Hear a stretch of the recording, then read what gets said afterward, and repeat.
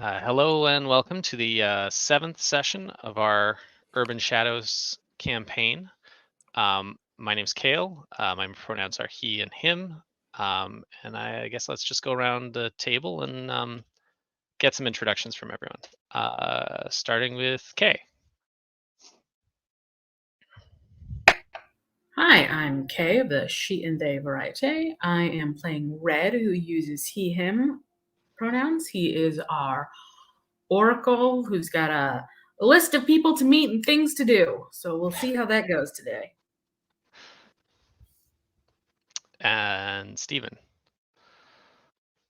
Hey there, I'm Stephen He They, and I am playing Miss Mash, our Tainted, who, has not been having a great time as far as rules go.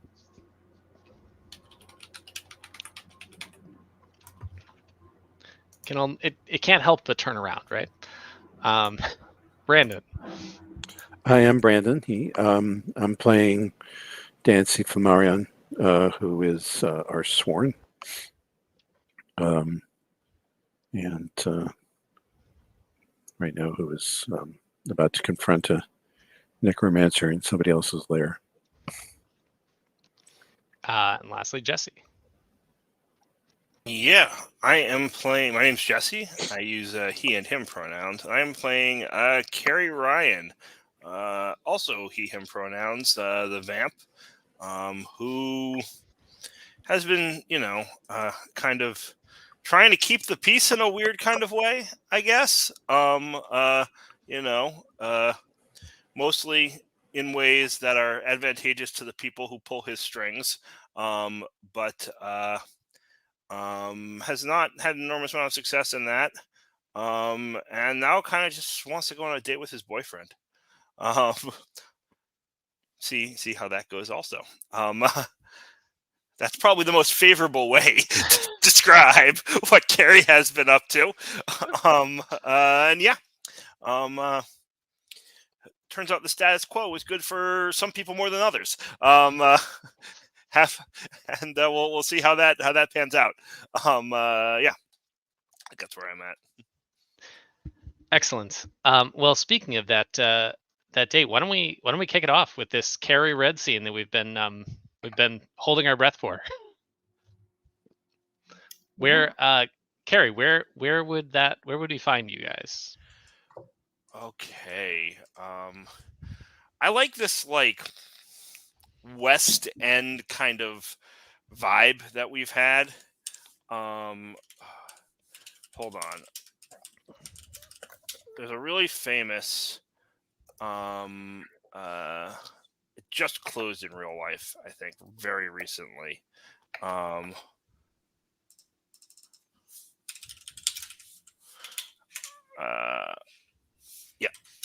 Union Oyster House. Oh, Union Oyster House. Yeah, that. Oof, my heart. Okay, sorry. Yeah, let me buy you dinner at Union Oyster House. Yeah.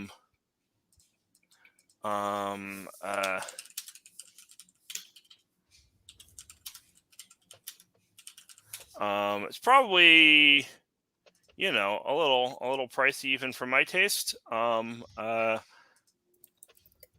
But yeah, I think that's good. I think that's It good. helps that you only have to pay for one because you don't eat. Well, I have to look like I'm eating, right? Like true. I need a plate in front of me. And it's fine. I can afford it. And I think you would appreciate. You probably. I don't know that it makes a difference. You tell me whether it makes a difference to you. Like you run with Percival. Yeah, I think Red appreciates it. He thinks it's a nice place. He enjoys it. Mhm. He would also be fine anywhere else because he's with you, but he is happy to go here. Yeah, I think Carrie just sort of wants to like make a gesture, especially Annie has kind of fitted into the background of this campaign a little bit.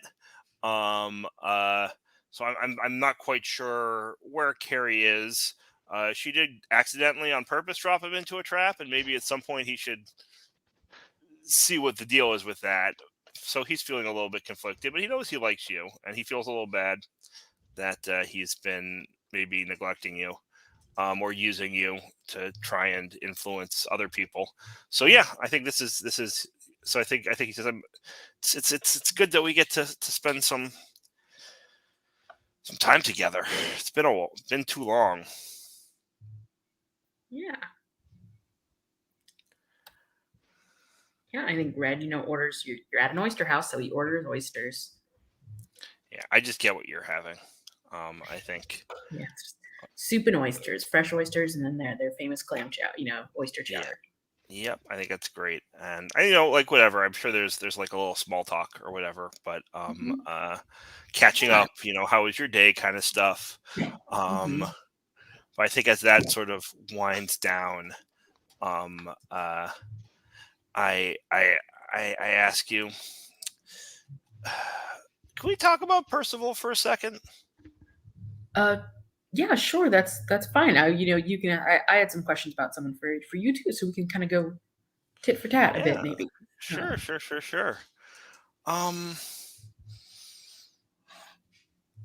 Do you think he has your best interests at heart? Of course. Like, what's the right? And I want to be Carrie 100% thinks you're sleeping together, and is cool with that, right? But it's just sort of like concerned, and I think is trying to express that without. Well, I think I'm just like, I'm worried.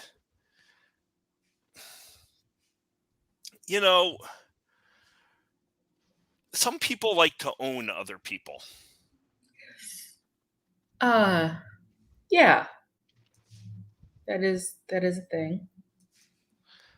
And my sense is that Percival is maybe one of those people. I don't know. You know better than me. What do you think? I think he gets a way at certain times, but him and I have had some real clear discussions, especially earlier today, about there's certain lines in the sand. You're my boyfriend, and that's where my heart lies in that way. And while he's special to me, it's different. And he's okay with that.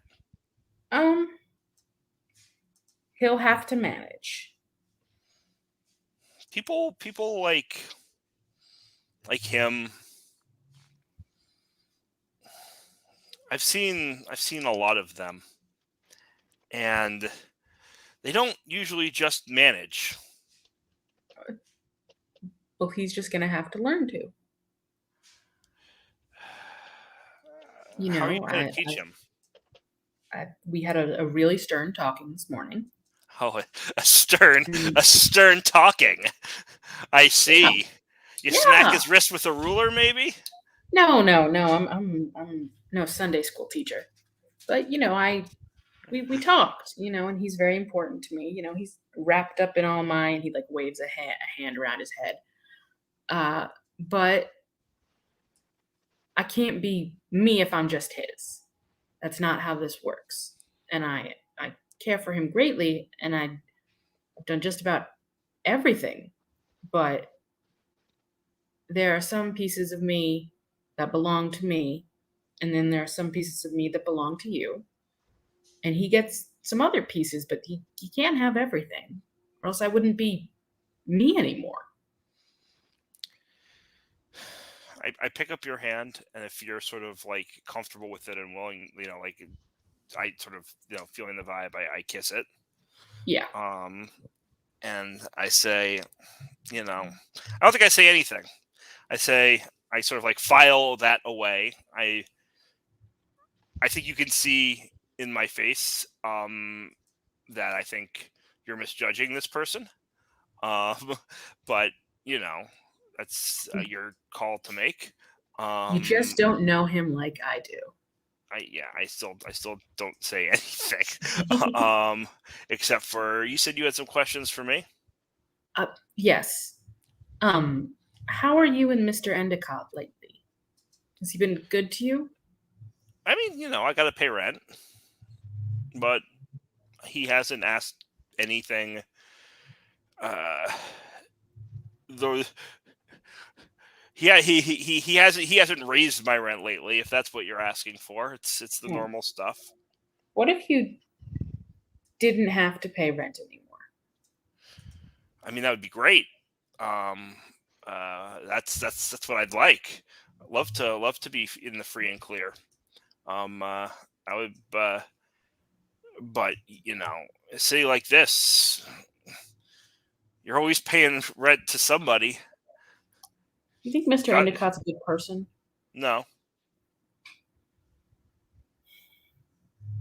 And I think Red sort of scooted so he's no longer sitting like across from you, but is sitting next to you. Sure.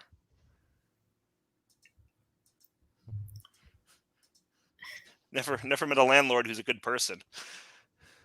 Percival's a good person. He's my landlord. Again, I don't say anything about that. Yep. He's an intense person. But Mr. Endicott's done some nice things for me, but also I think he's going to end up on the wrong end of something. And I think some of that might be because of me. And I need to be okay with that. Why? Can't save everyone. Oh, so when you say you need to be okay with that, you mean you can't do anything about it, so you have to live with it. I have to make a choice, and the choice I make is probably going to dictate who dies and who doesn't. Okay, what's the choice? Mr. Endicott or Stella. Why do you have to make that choice? Because I know what the deciding factor is and how to make it either be there or not be there. All right, so let me ask you a different question then. You say, wouldn't it be great if I didn't have to pay rent? I assume that's because you think Gus is you're gonna choose for Gus to die. You know how that's gonna happen, whatever. Do you also know who's gonna inherit his property? Because usually No. when the landlord dies, you don't stop paying rent. There's just someone else you have to pay rent to.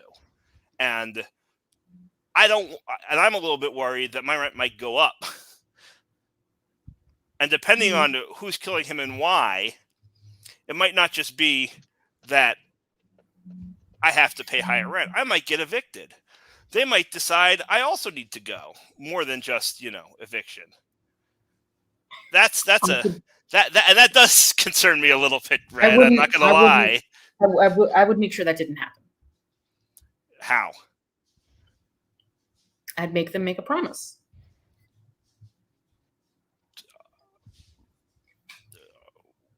And who's them? Stella. Okay.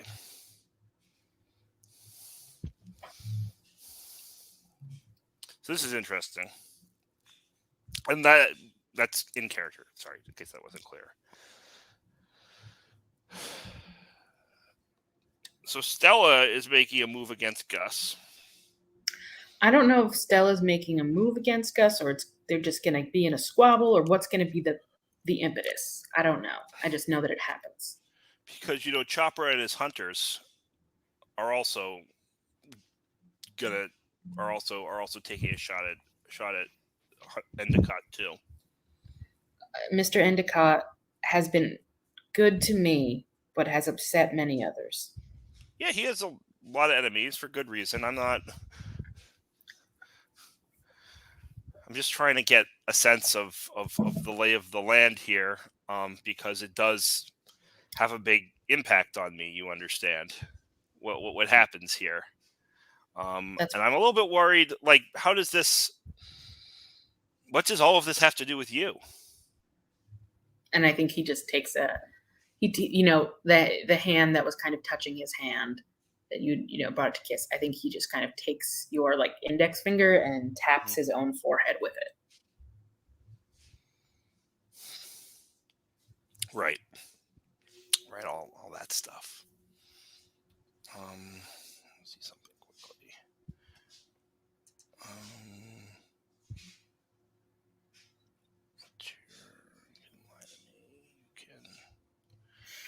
So I want to put a pause on this. Yep.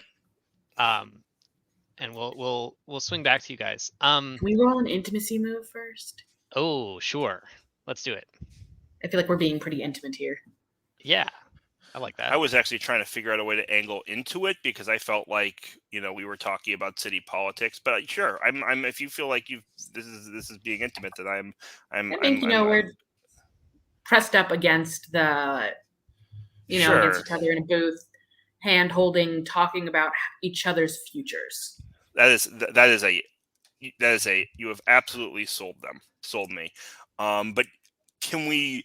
I would like to at least do mine, and I want to think about the secret I tell you. I want to give it more than a second. Oh yeah. So, we don't have to do it right now. I was just asking if that's something. Yeah. So when we cut back, let's do that. All right.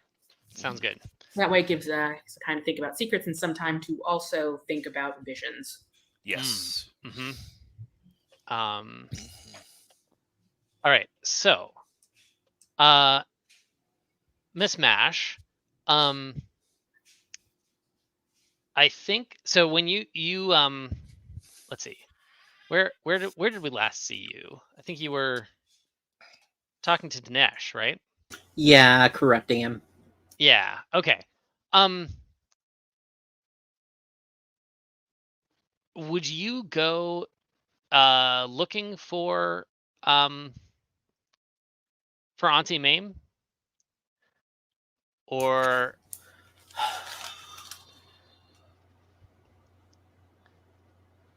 I mean, I don't know if I'd be looking for her because I don't know if I've like sealed the deal. I mean, I guess yeah. We have made the contract. I would reach out to her, I guess. Yeah. Okay.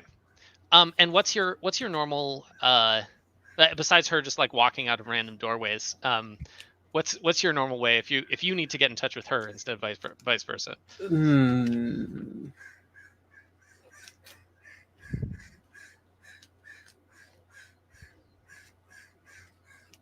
I mean, I have some of the spiked alcohol that I keep around for Carrie and folks like him. I pour some out into an old chalice to like make the link with her. Okay, so this is a all in blood your head. chalice. A blood chalice situation. This is like a blood chalice communication situation. Okay.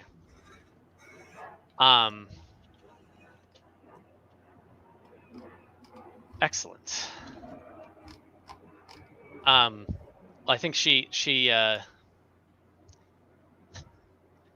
picks up the proverbial phone, I suppose. And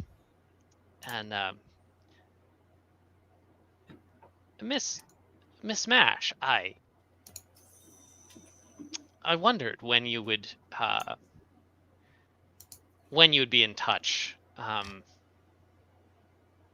You have some explaining to do.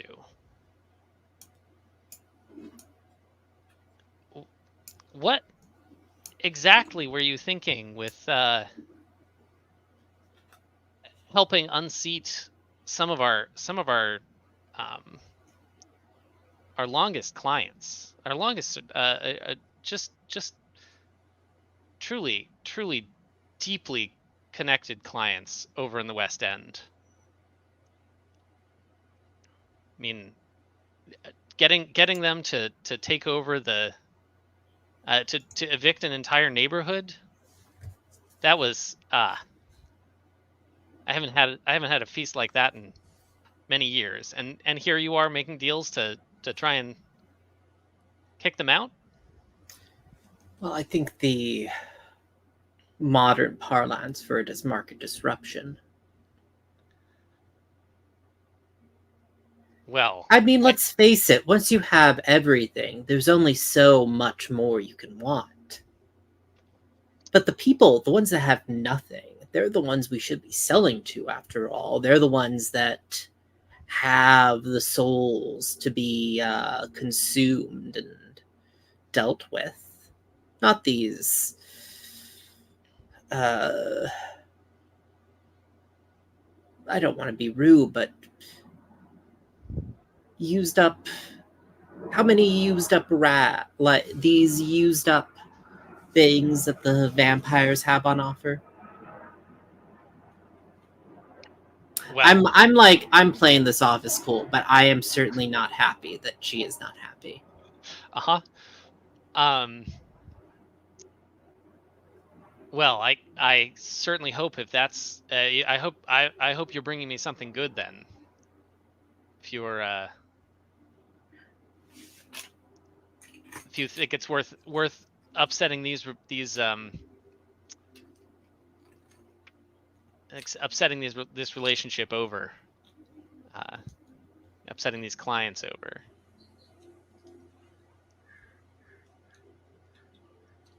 Or should I go see if Akiko has someone for me?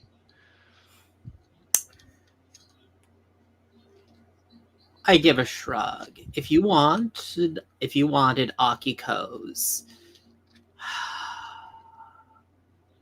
unimaginative little power games, you could go with her, I suppose. But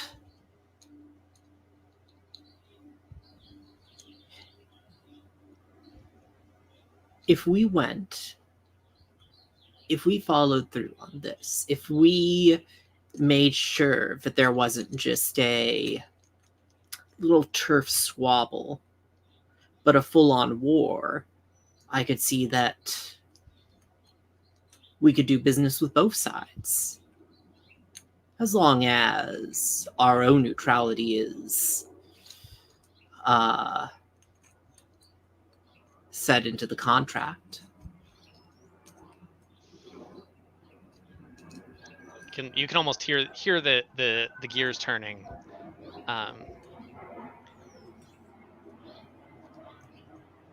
That certainly has an appeal to it, although in our line of work,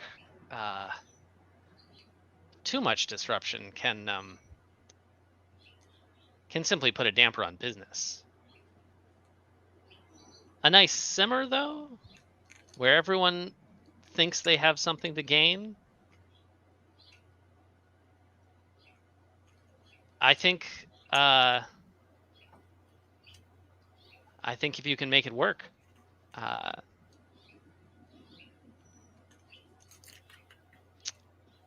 that would certainly sweeten the pot.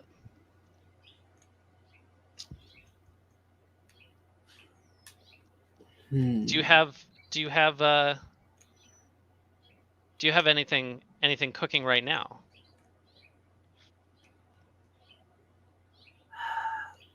I mean, I'm just thinking through here. I think I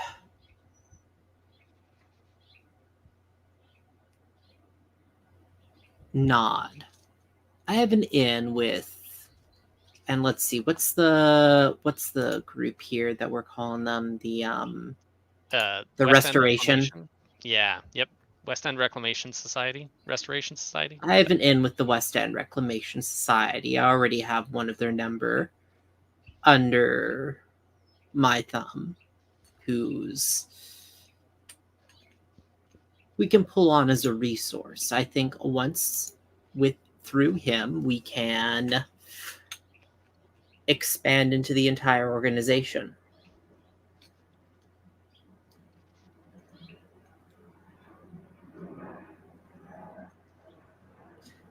Sure, if Red texts me now at this point. It is his next scene, so if you want to get that text, if that's helpful for you in this situation, feel free. Oh, and it's little boy Red. Oh. What does our good friend Red want?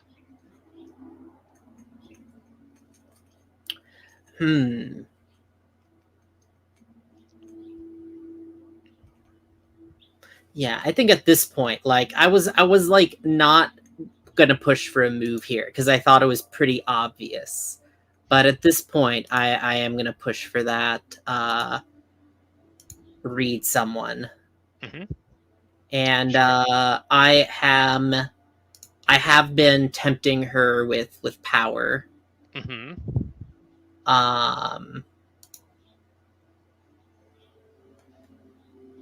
So let's see what I get here.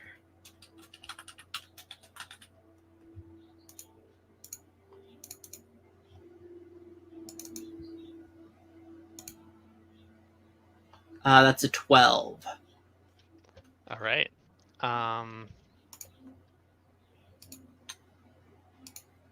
And what questions are you going to ask?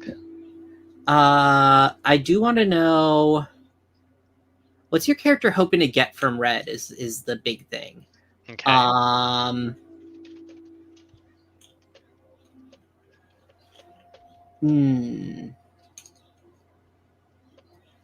Now let's see. I think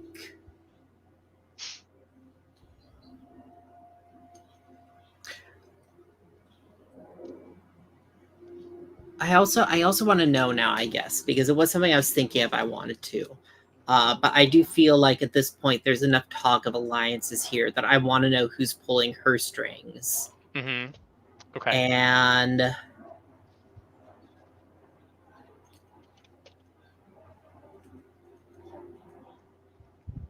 I might, depending on the answers to those other two, I'm torn between a couple questions. Got it. Okay. Why don't we come back, swing back around with the answers to these, and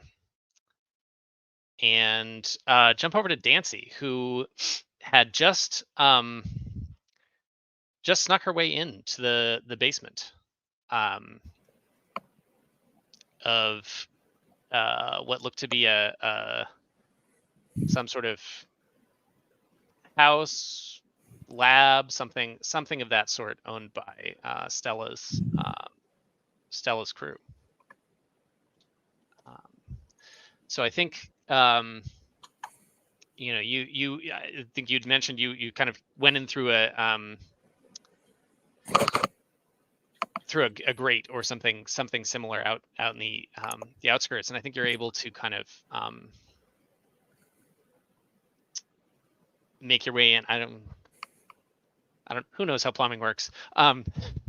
You can sort of find your way through. It was an old maintenance way. Yeah. That was that it had a grating that had been opened and then kind of chained shut. Right. Perfect. As an after effect, and then they kind of just plastered it over in the basement. Yeah.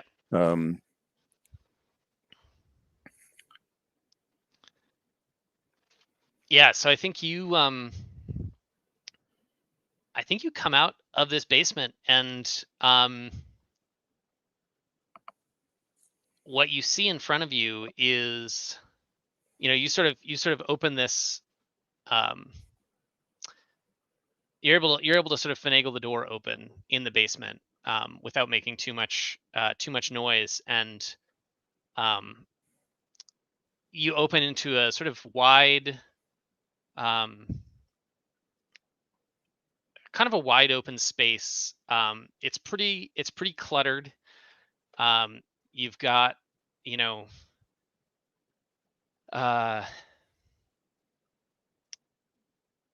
there's grimoires lying on sort of rough workbenches. There's kind of some flickering electric lights overhead.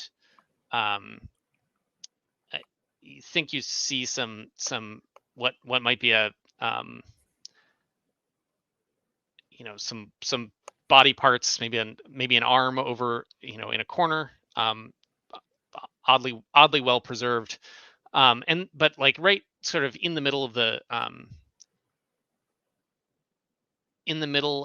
the room is with his back to you is I I figure you recognize. Well, have you met Slaylock before? Maybe you should roll a name to a face here, Sure.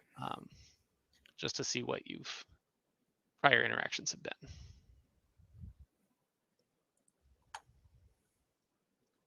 And that would be PCs. I think I said he was in power. No, he's in knight. So roll. Yeah, with he's knight. in knight. Yep. I'm just checking something. Yes, I don't use his circle anyway. Oh, okay. That's right. You've got your genuine police move. I don't actually care what circles people are in, and Yep. I don't know half the time. So Blissfully ignorant of city politics. yeah, well, yeah. 7. 7. Okay, so on a hit, you know the reputation.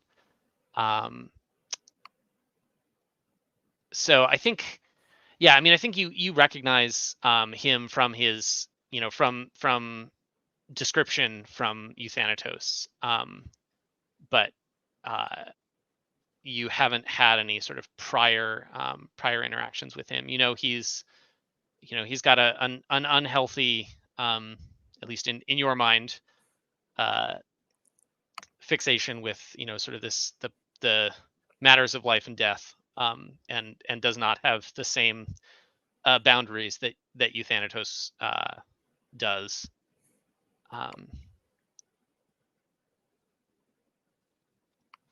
So yeah, so he's there, and I think the thing that strikes you is that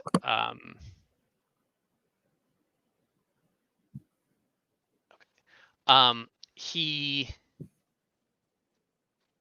has a chain that's sort of attached to his ankle and kind of connected, that runs to a some sort of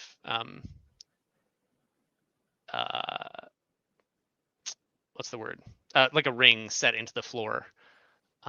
Sure. He looks like he's got the run of the basement, but he's definitely being held here. What do you do?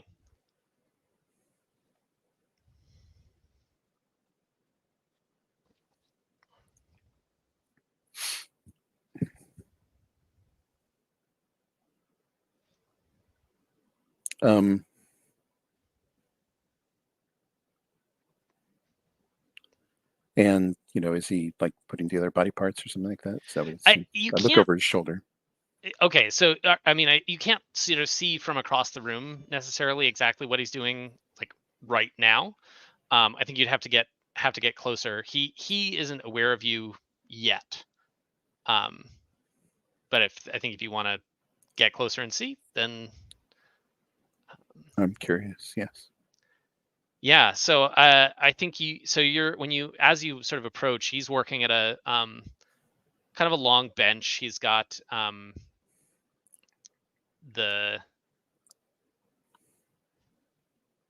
I think as you get, there's as you get closer, you see he's got some kind of medical type instruments strewn around. It's got sort of a there's a something under a that's kind of mostly under a sheet in front of him. But as you get closer, I think you can see that he's got, he seems to be I don't know, is he doing some sort of surgery, or is he doing, he's got his fingers into what looks like the chest cavity of a body. As you approach, though, he turns around and I think his eyes widen. Can't you get sick working with things like that? Sorry, what was that to him? Yeah. I missed what you said. Can't you get sick working with stuff like that? I mean, it's dead. Where did you come from? Who are you? Who are you? My name's Dancy Flammarion. And you're Jeremiah Playlock. I am, but how do you know? How did What? I know who you were, or how did I know how to find you? I mean, both. Like, we haven't met before. I know we haven't met. I would remember you if we'd met. No. I expect you've met some friends of mine. Or not friends, but I guess they're my bosses. Oh. What are you here to? I mean, I'm doing as much as I can for. Yeah, we don't want you. We want you to stop.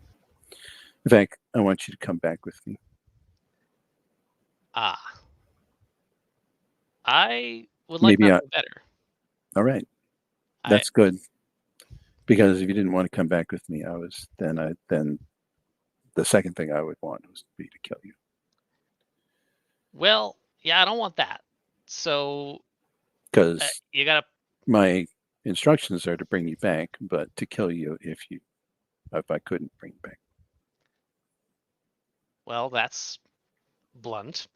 Some people want to talk to you about your recent activities and how perhaps you should find a different line of inquiry. I mean, this, and he sort of gestures to the body, was not exactly my idea. I see that, but nobody knew that. Yeah. Whose Well, idea, you gotta. whose idea was it? Whose idea was it? He sort of gestures up. They came to talk to me about to they asked me if I would do this, and I had other things I was doing. I didn't want any part of their fight. But then they didn't give me didn't give me any other choice. So how are you getting us out of here? That a werewolf or what used to be one? Well, this. You mean him? Yeah. Yeah. Well, yeah, he's got a bit of everything, really. They were hoping for something durable.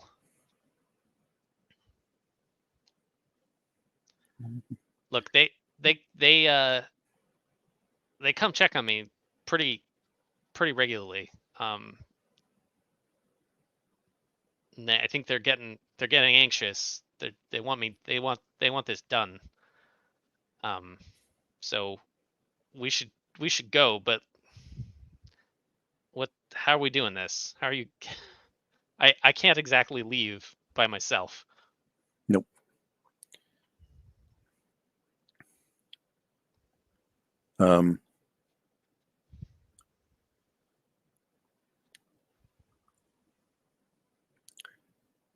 Get comfortable. This may take a moment.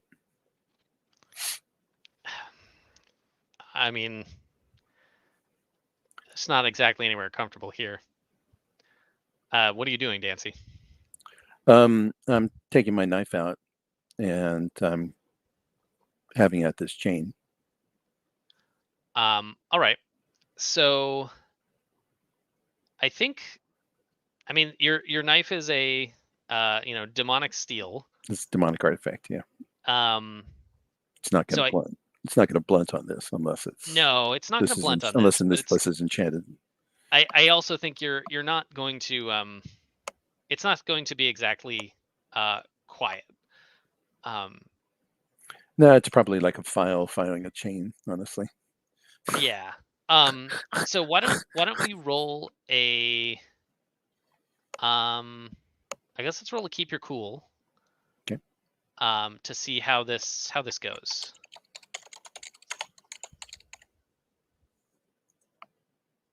14. 14. Alrighty. I think it's Dancy's down there just sawing away as if she didn't have a care in the world, but in fact, her ears are cocked for the slightest odd Mhm. sound. Okay. So I think I think you're not quite all the way through through the chain when you hear someone sort of coming down the stairs on the far end of the room. And since you got that 14, you're going to get sort of your when we cut back to you, you will get your choice of how you'll sort of get the jump, either uh, to be able to try and get away clean, or to do something uh, more drastic to whoever it is that's coming down the stairs. Sure. All right. Yeah, I hear the sound, and I'm, and I'm just instantly, behind some cover. Okay. Let's jump back. I think we were to Carrie and Red.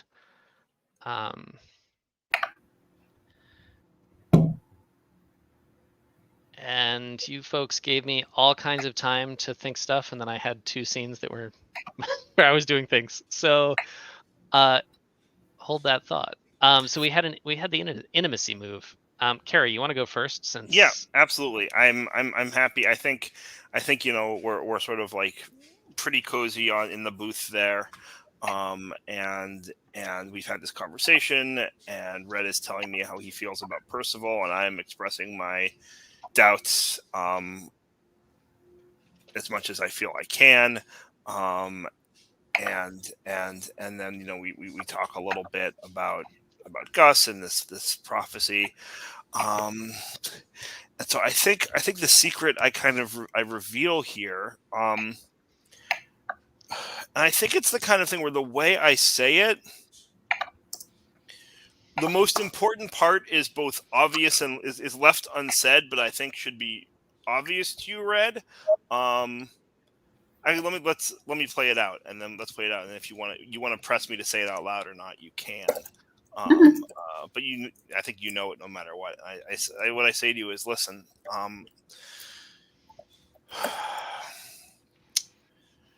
The thing about Gus and all of this, so like I ended up where I am because some assholes in the Irish mob 50 years ago decided it was easier for me to take the fall than the guy who was actually causing trouble, and they were gonna kill me. And Gus and his horse thieves came through for me, and really saved my life. And Carrie thinks of himself that way. Carrie thinks of himself as alive, right? He doesn't know what undeath is or whatever. He's just as alive as he was before. He just, it's different fuel. He doesn't think of himself as dead and reborn. He doesn't think much about metaphysics or ontology or whatever in general.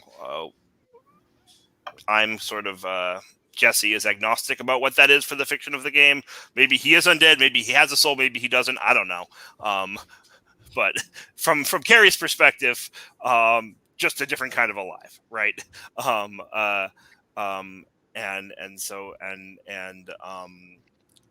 like none of this is a secret yet, right?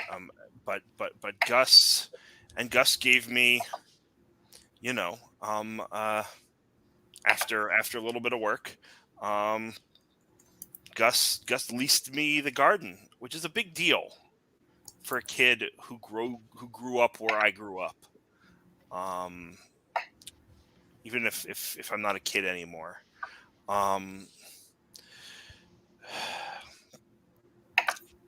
Like, as I said, Gus is not a good person. And I don't owe Gus anymore in a concrete way. You know, if he has to go, then he has to go. I trust you. But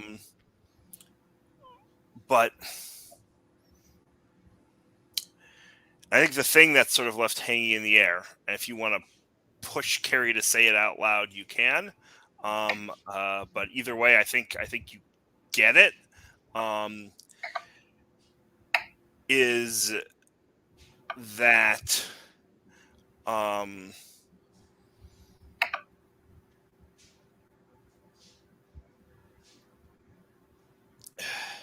like I actually think like the key thing, right, is that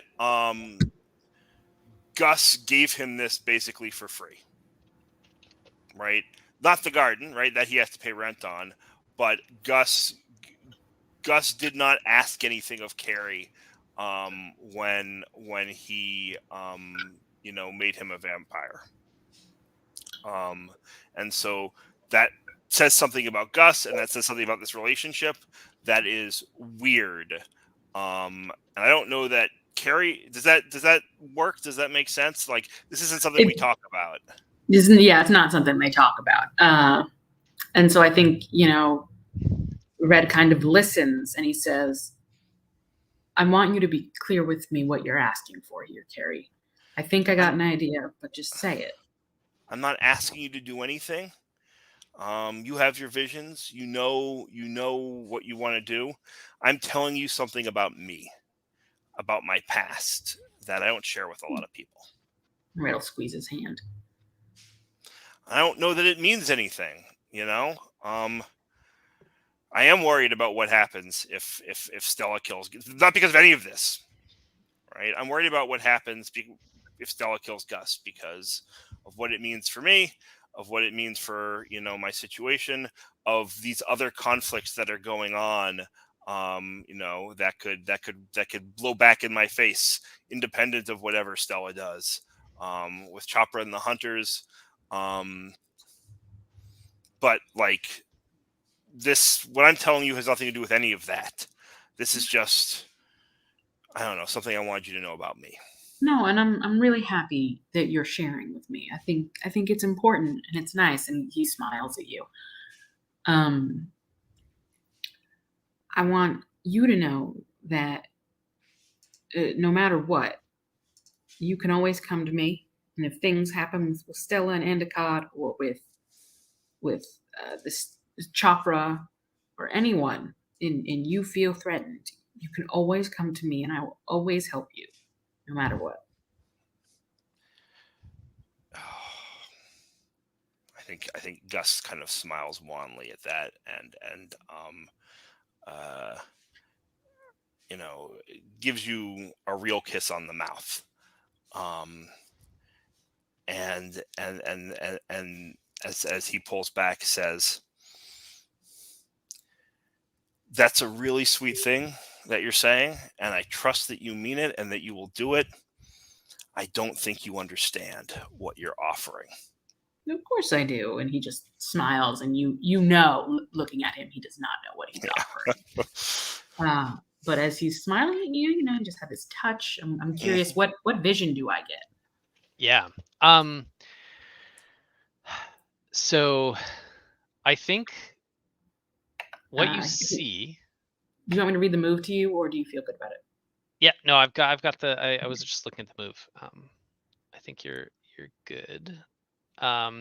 So the vision that you see of Carrie, kind of echoes one that you had of Percival, in feeling. Like there's nothing specific.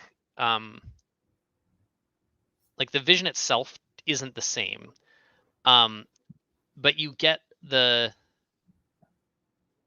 feeling you get is of Carrie sort of advanced, like moving up in his world, and I think specifically you see that he had to take that for himself during this kind of period of instability. So he has an opportunity to kind of claim a bigger piece of the pie, as it were, if he takes it kind of during this fight with between Stella and Gus. Right. How can I assist him in ensuring he gets that bigger piece?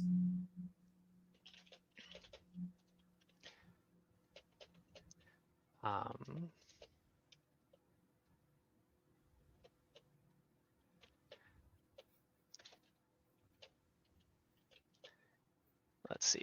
And just to be clear, you already marked your corruption, or are you? Yeah, is sorry, this I marked moving the up? corruption when we decided we were doing the moves. Cool. Yeah, I just wanted to make sure you weren't. I wanted to know if you were hitting 5. Oh, trust me, I'd let you know. I mean, you probably could hit 5 if you decide to lie to Carrie about all this. But so how can so the question was, how can he? I'm sorry.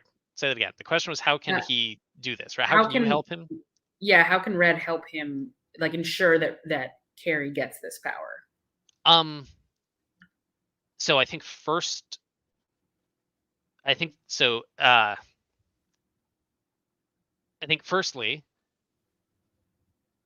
you letting Carrie know that this opportunity is going to be available, and secondly, that it's going to be much easier to seize if Gus is out of the picture. That the sort of changing of hands of, the changing the balance of power between the horse thieves and the and Stella's pack, that would sort of be the key, one of the key pieces to make it easy for him to take sort of a little bit more.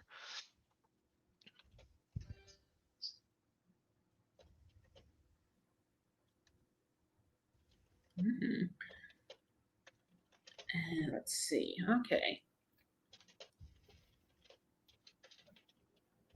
Will this make Carrie happy? We may have to confer with Jesse. Yeah, I can answer that question. No. I don't think it will make Carrie unhappy necessarily. But regardless, I think if you asked Carrie, he would probably say, "Sure, that sounds nice." But no, responsibility for a lot of things will not make Carrie happy. Yeah. So I think you know what it looks like when Red kind of gets a vision, Carrie, and he pauses in the conversation, like you realize you've lost him for a moment. And then he kind of blinks that sort of haze and mystical purple from his eyes and looks at you with an even bigger corked smile than before. I just saw something for you. For you, it just happened. And he leans in. If Mr. Endicott isn't around, there is a lot of ample space for you to do a lot of things.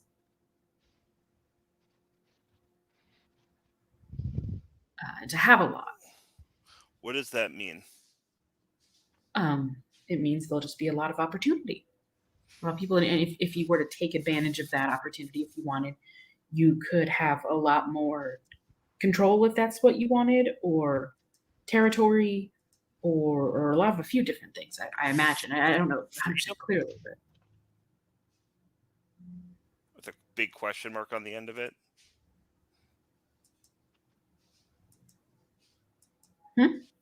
Freedom. I don't know. I didn't see an answer to that. Power is a way to get there, I guess. opportunity is a way to get there. Is that what you want? Freedom? I think so. Okay, I can work on that. That's something I can work on. It's okay, Carrie. I don't think anyone really quite Red. gets to be free. Oh, sorry, I'm Carrie. I don't know that anyone really gets to be free, Red, but thanks. You know, I think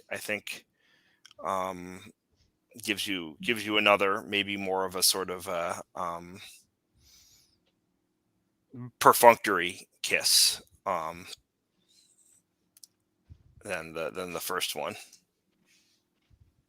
Well, you don't have to take advantage of it. I mean, if you don't want to.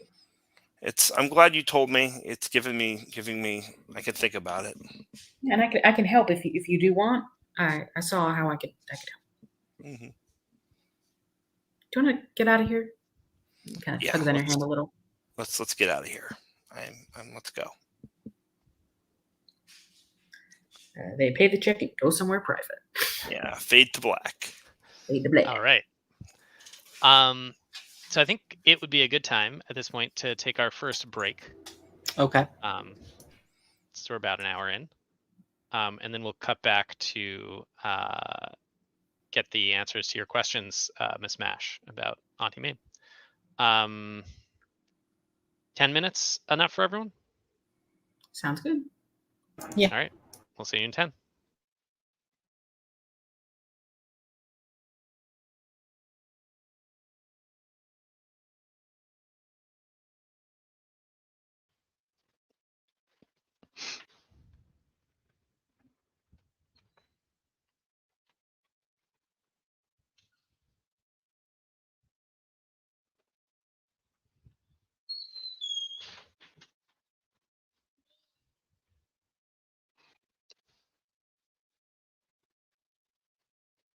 Jesse, round.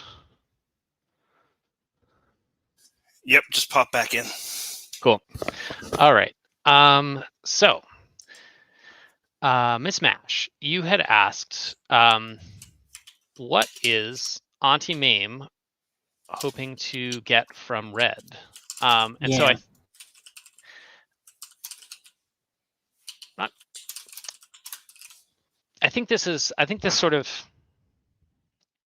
think you get kind of hints of this from kind of some further conversation, but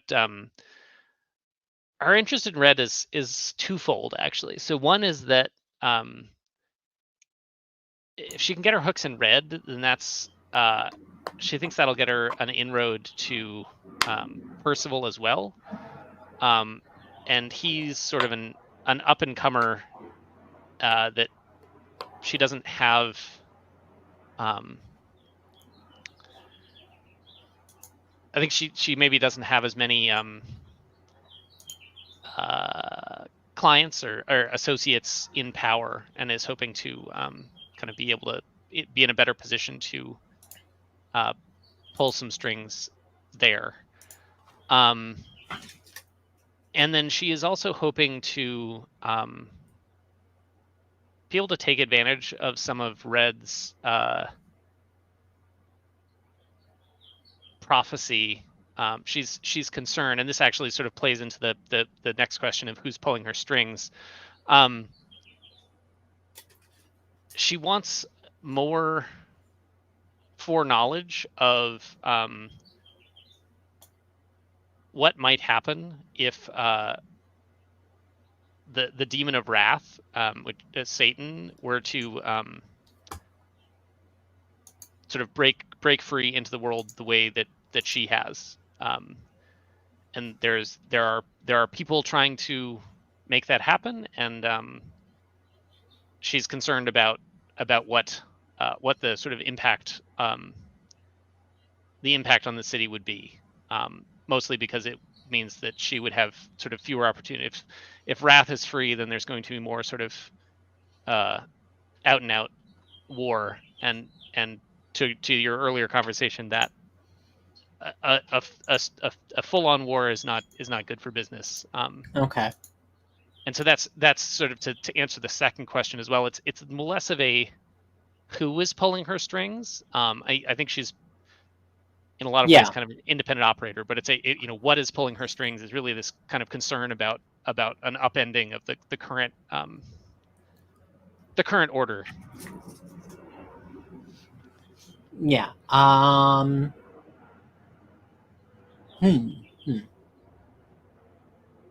Let's see. I already have. I'm going to get from the character where he's going to happen.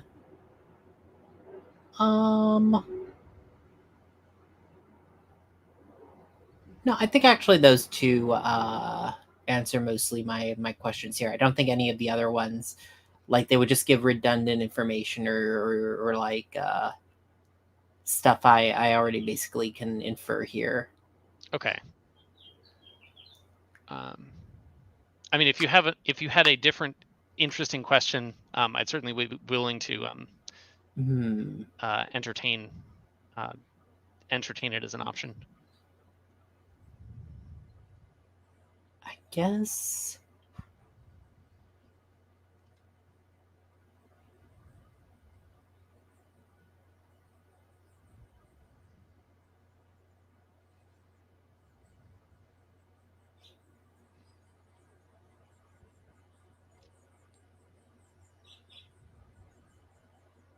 Yeah, I just looking at these.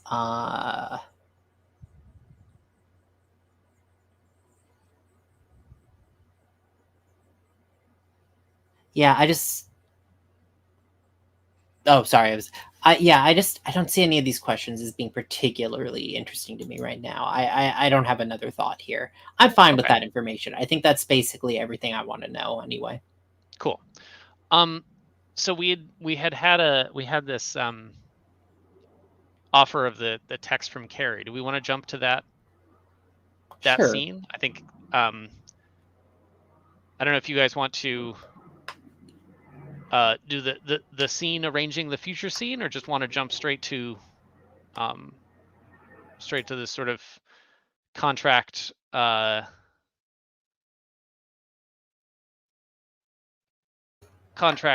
with. Well, I think Red has a debt he can call in with me anyway. Yeah, Red I don't think was it's gonna be planning a to contract. Yeah. Yeah, called in a debt so Okay. that you will make the contract. Mhm.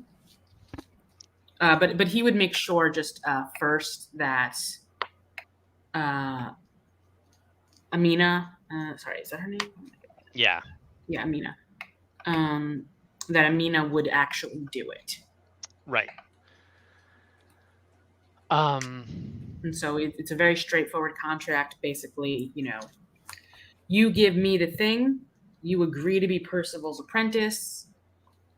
He will teach you many wonderful things and will give you access to that book within his home, as well as other vast knowledges that you will come to learn when you work with and for him. Oh, but before we get into that, because it does specify I need to perform an act of contrition before I can invoke their influence again. Have I done that, or is that still?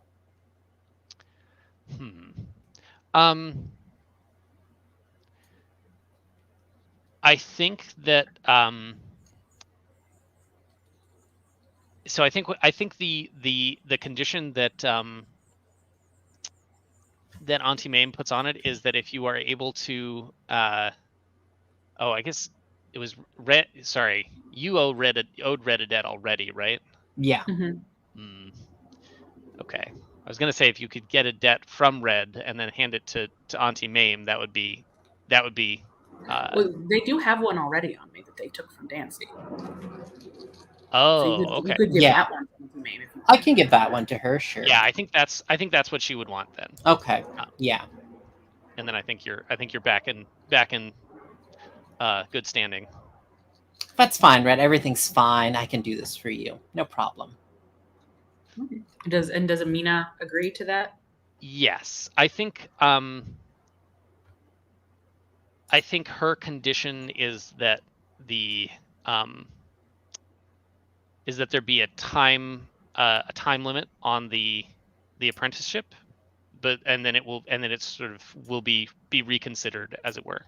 Okay. Um, Red will get. What time does Percival want to offer? I think there's a mutual agreement on a year and a day. That's some light play ball there, but okay.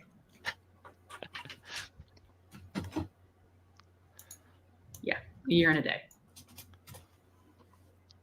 And so I think maybe do we have a scene, and it's Miss Mash, Percival, Red, and Amina. Do you have a preference, Stephen, for where that scene is, or where you would like it to be, or? Hmm.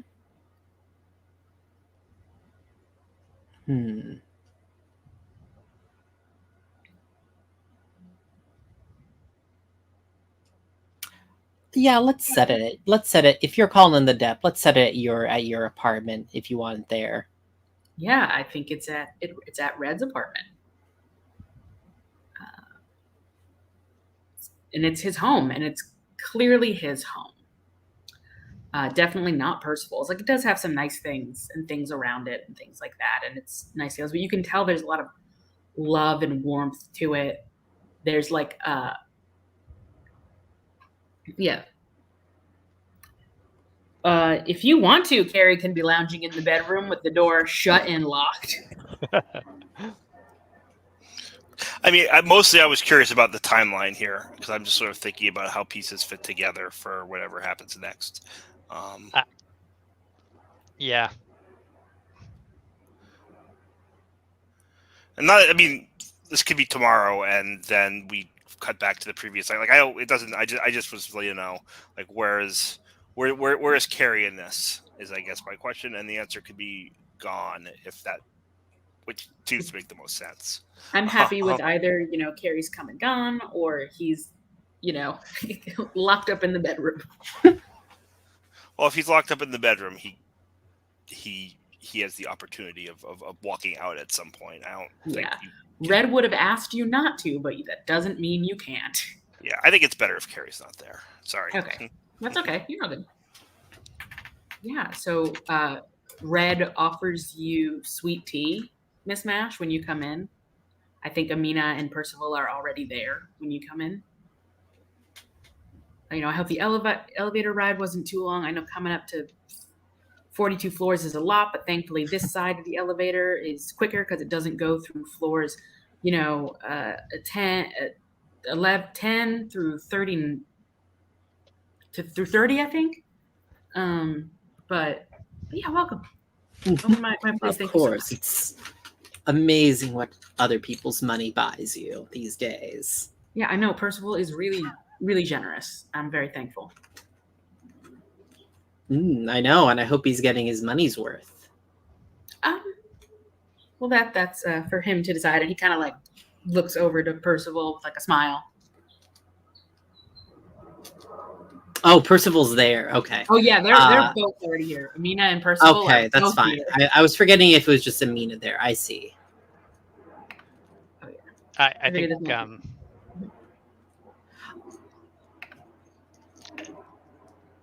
Percival he doesn't quite grin, but he smiles.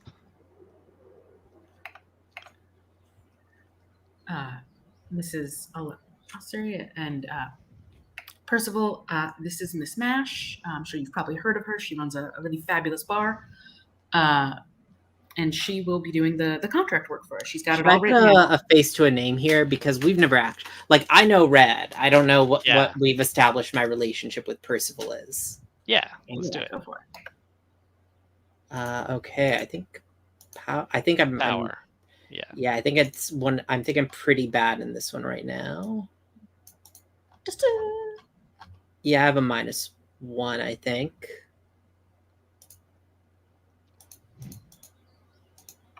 See here, that's a 4, keeping up my pattern. I had that good roll, and I'm back to my regular. All right, so let's see. Put a face to a name on a miss. You don't know them or you owe them.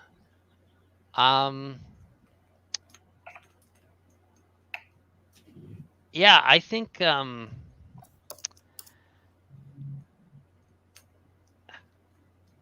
what what do you owe Percival for?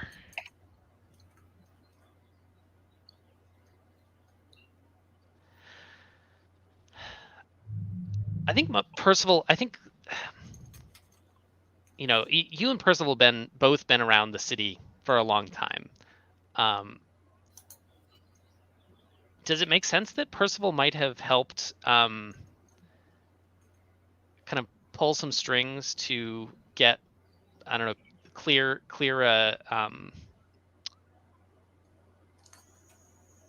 has clear sort of like legal or clear some hurdles around getting the Demon's Queen sort of up and running.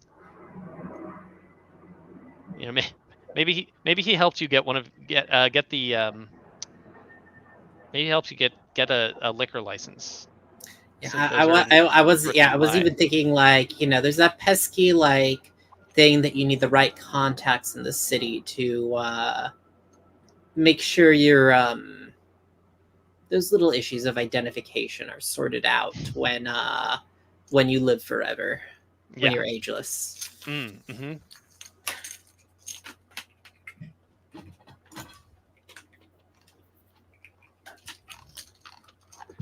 Yeah, so I think you and Percival, I think maybe you shared a sort of a nod when you came in. I don't know if you're acknowledging that sort of past history with the rest of the crowd, but This Red, he's so much more energetic than the last boy, Percival. What? Oh, just reflecting on past what would be the word, Percival?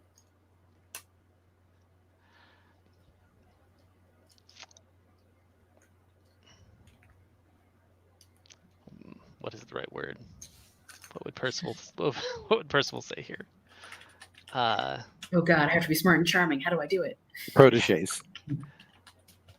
I think companion, I think, is the way Percival's going to put it. That's what we're calling them these days. I give Percival a wink. Well, what when you wink? That's like, well, no, we're not intimate. It's a different thing. It's a destiny thing.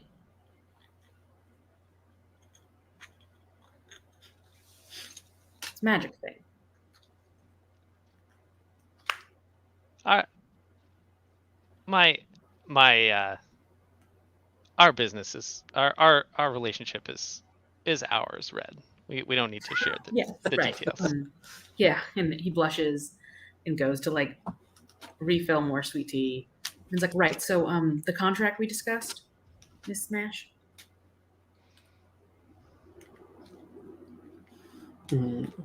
Yeah, yes, I had assumed you'd want something special. I open up my handbag and I pull out a scroll of vellum that I've inked with blood. But more like, a bit of blood in a tumbler is fine for a werewolf, but I assume Percival would want something more.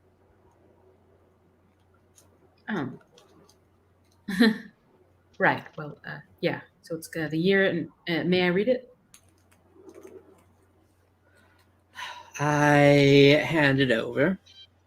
And I just check to make sure that there's no fucking loopholes. There's nothing not nice in here. It's straightforward. It's the year and the day. I get the thing. Apprenticeship, ability to read the book in a room of Percival's home.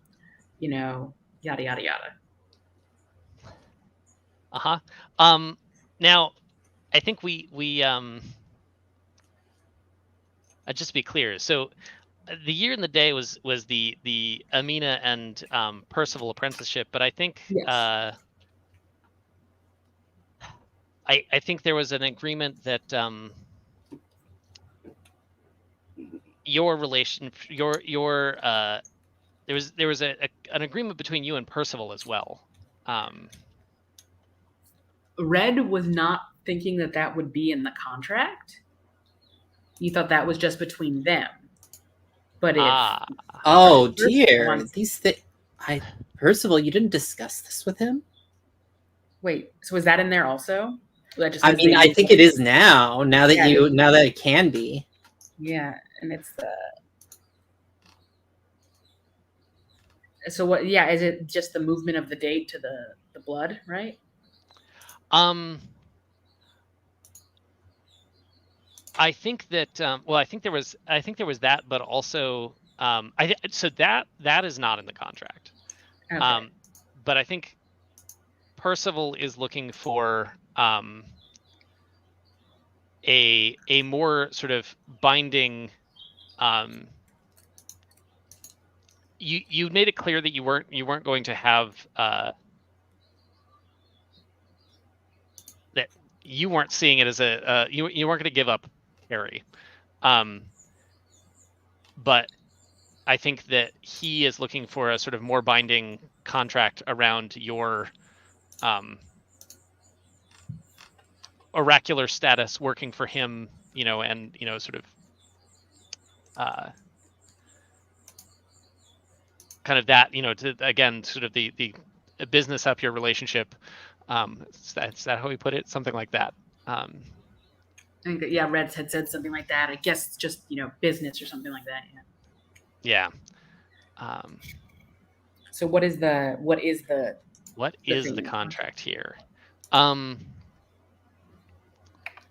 Is it time? Is it some level of exclusivity? Is it? I think it's exclusivity, right? I think he the thing he wants, and if he can't get it from a relationship sense, he can at least get it from a business sense.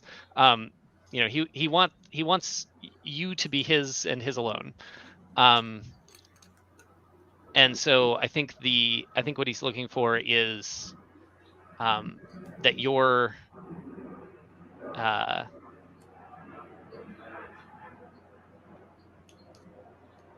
it's actually I think it mirrors a lot what Stella was looking for.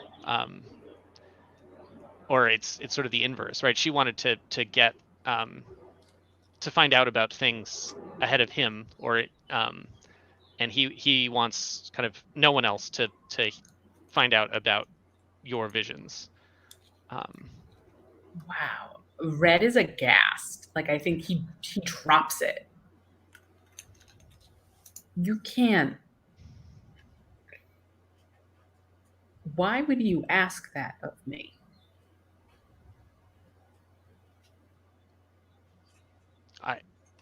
I thought that's what we had. I was simply putting in writing who else have you been reading for? It doesn't work like that. Okay? Sometimes it just comes, and sometimes it happens when I don't mean to, and sometimes I use it to pay for silly things at the market when it's little things, and sometimes, yeah, I give heads up to my friends about stuff involving their lives when I see it. But you know that I always bring important stuff to you first. And I shouldn't have to sign a piece of paper to say that. I thought we trusted each other more than that.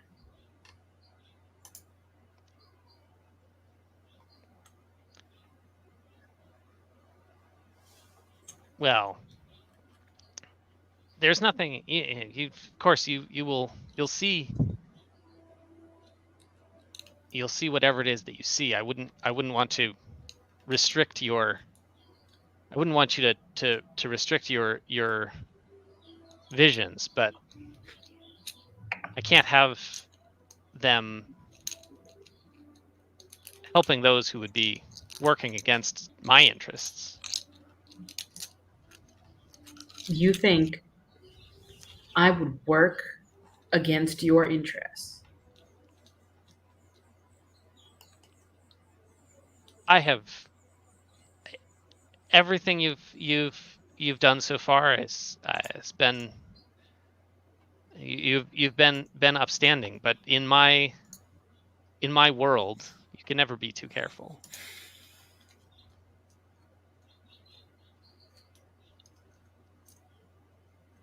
Oh, okay. Which one of these do I want to do? Sorry, looking at something real quick.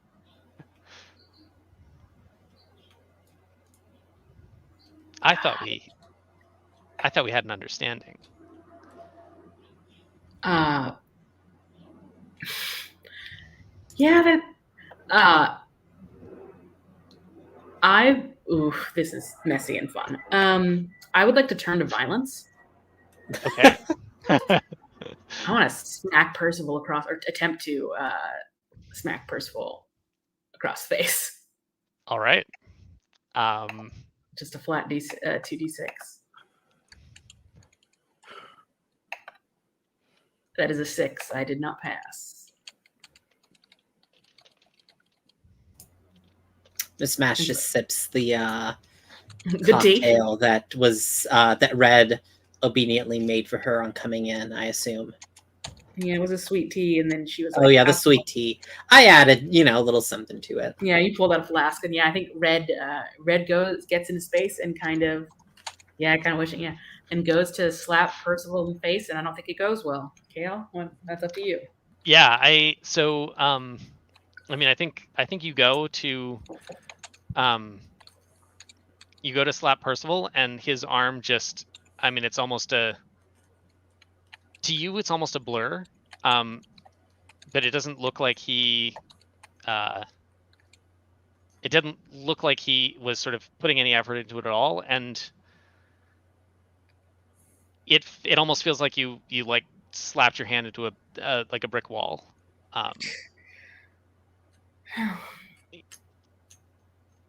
And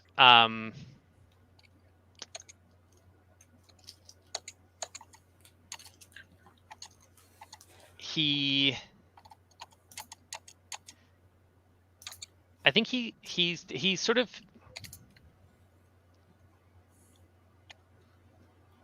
he bares his teeth just slightly, and says, "Now, that is not how people that work with me behave. I expect a level of discipline. Now, for you, I've made exceptions, but that won't happen again."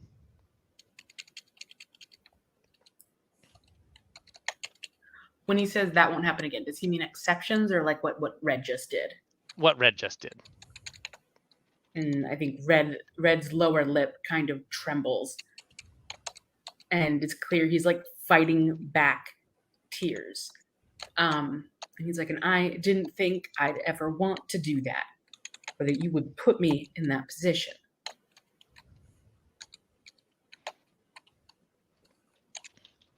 You would offend me so, in my honor and my integrity.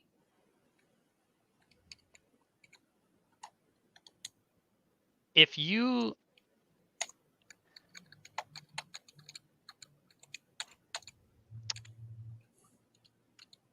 this is something you were going to do anyway, if you were going to give me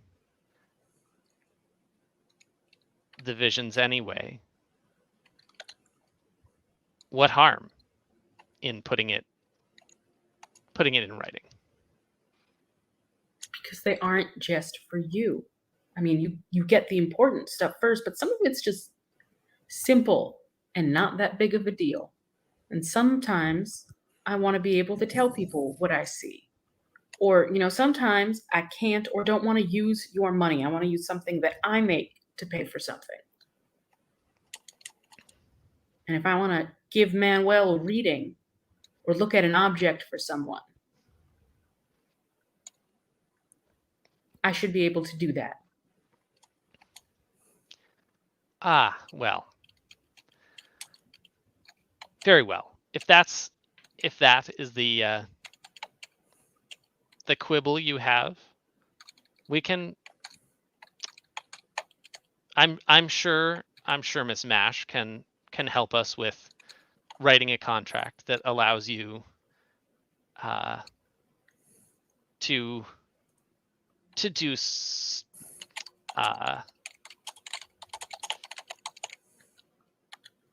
use your gifts, but not to my detriment. I didn't think we'd need a piece of paper to say that, but if that's your choice, that's your choice. Miss Mash, if you would kindly make the changes, and I think Red will look to his wrist, and with his other, that's probably, where Percival's holding the hand, and he is going to tap it with his other hand. Let go. And Percival sort of lowers his hand and yours.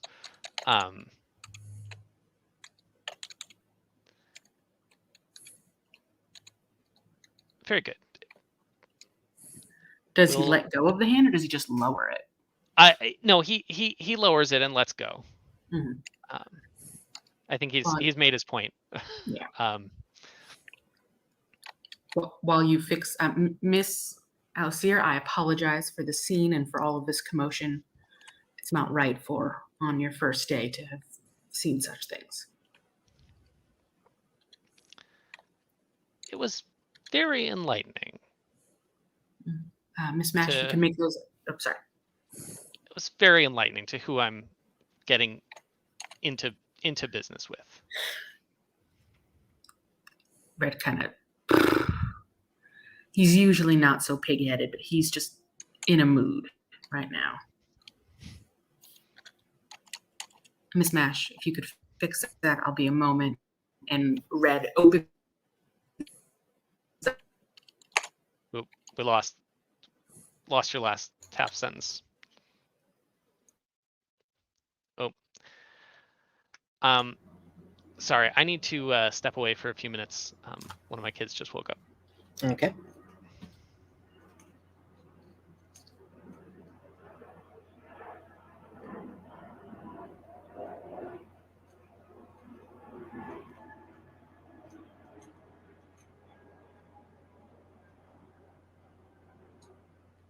Well, this is why we send the children up to bed before doing business.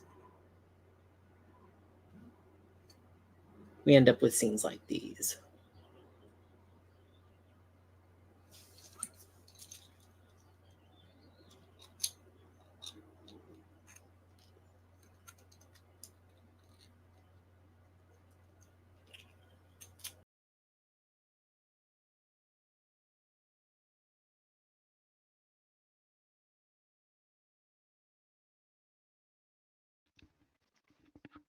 Hey folks, I'm back.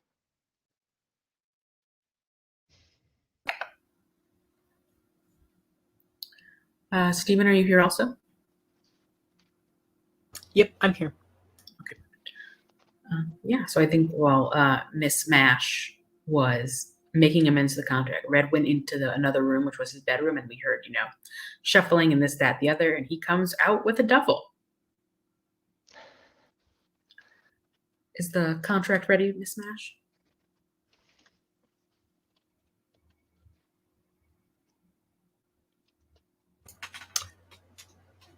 Of course, dear. It just needs a bit of your blood. Bind it all together. Then Red will go to the kitchen and pick up a little knife and cut his finger and hold it out to Miss Mash.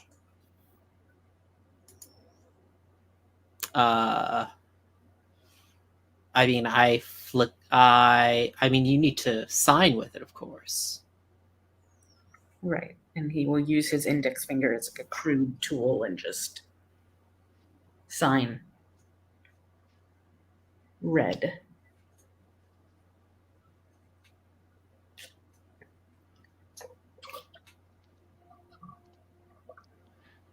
Percival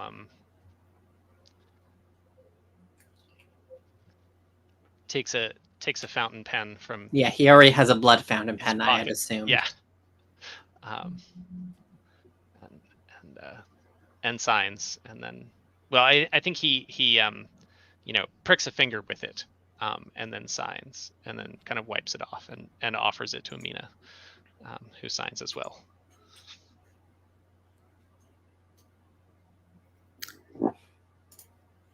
All right, let's see if this is for once an actual hit.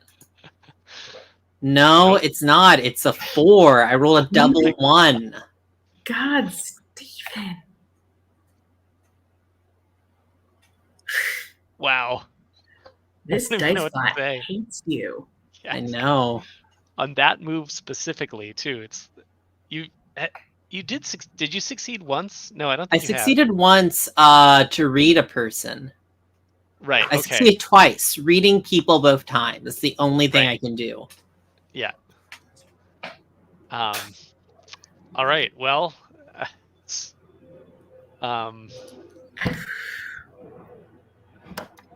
yeah, I guess we are the contract is signed, but not demonically binding, and we'll have to come back around to figure out just how Ms. Mash has pissed Auntie Mame off off this time. Are we done?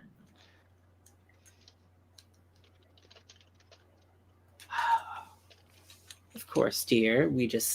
I assume you'll be showing me out. You seem packed up for it. Yes. And he's going to look over. Percival, I'm sure you want some time with your new apprentice to get things settled. So I'll be staying at Carrie's for a few days.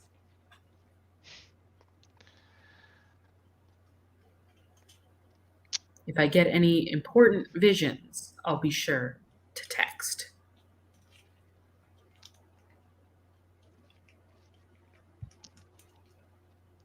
Is Percival's lips sort of tighten very well.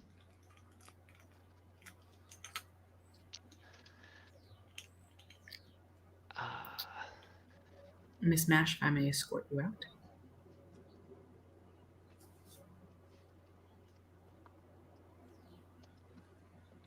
All right, and I think let's cut there unless there was anything else. And No, I totally. Well, I had a thing. I say once the door is closed. Well, I think that you can take that as a bit of an object lesson, dear. Excuse me? I know that you have ideas about the way it works, about the way the world works. But I think I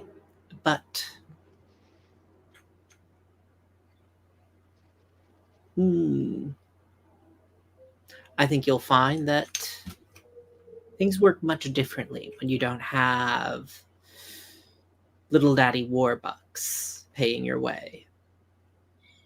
I didn't come here looking for that, okay?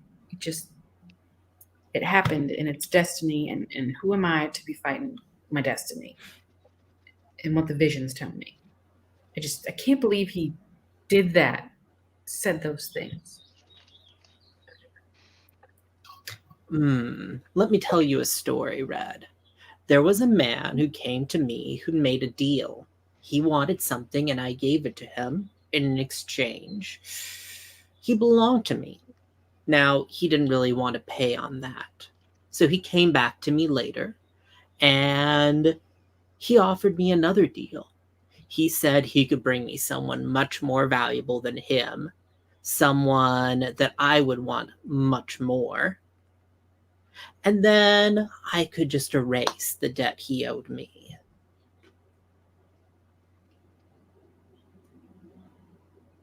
Uh-huh. It was our I think it was our mutual acquaintance. I named that friend who I killed that you were angry at me about. Ooh, yeah, okay. Yeah. I forget their name, but I don't think we ever gave them a name. Ronald.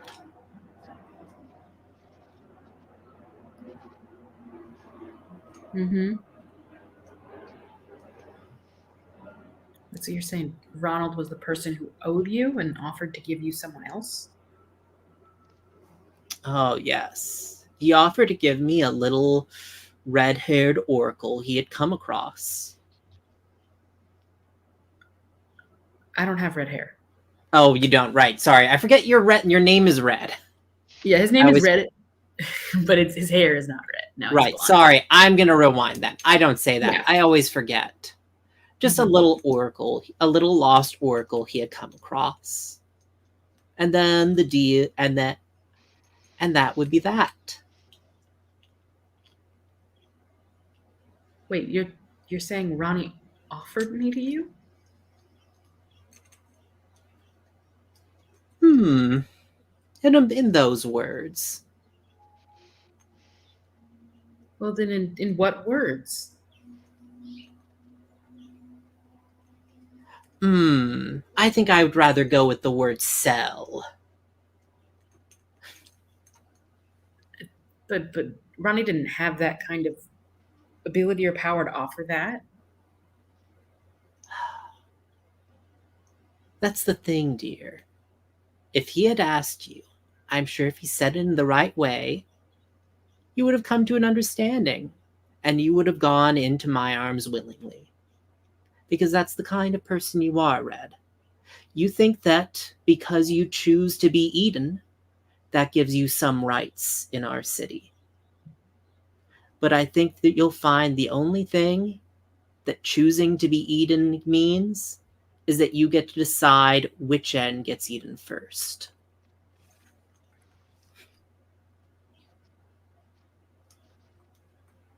Yeah, I think we're in the elevator, right? And Red just kind of backs up into a corner, and just sinks to his butt with his knees in front of him, like holding the duffel bag out, taking several kind of deep breaths as he kind of tries to take in everything you said.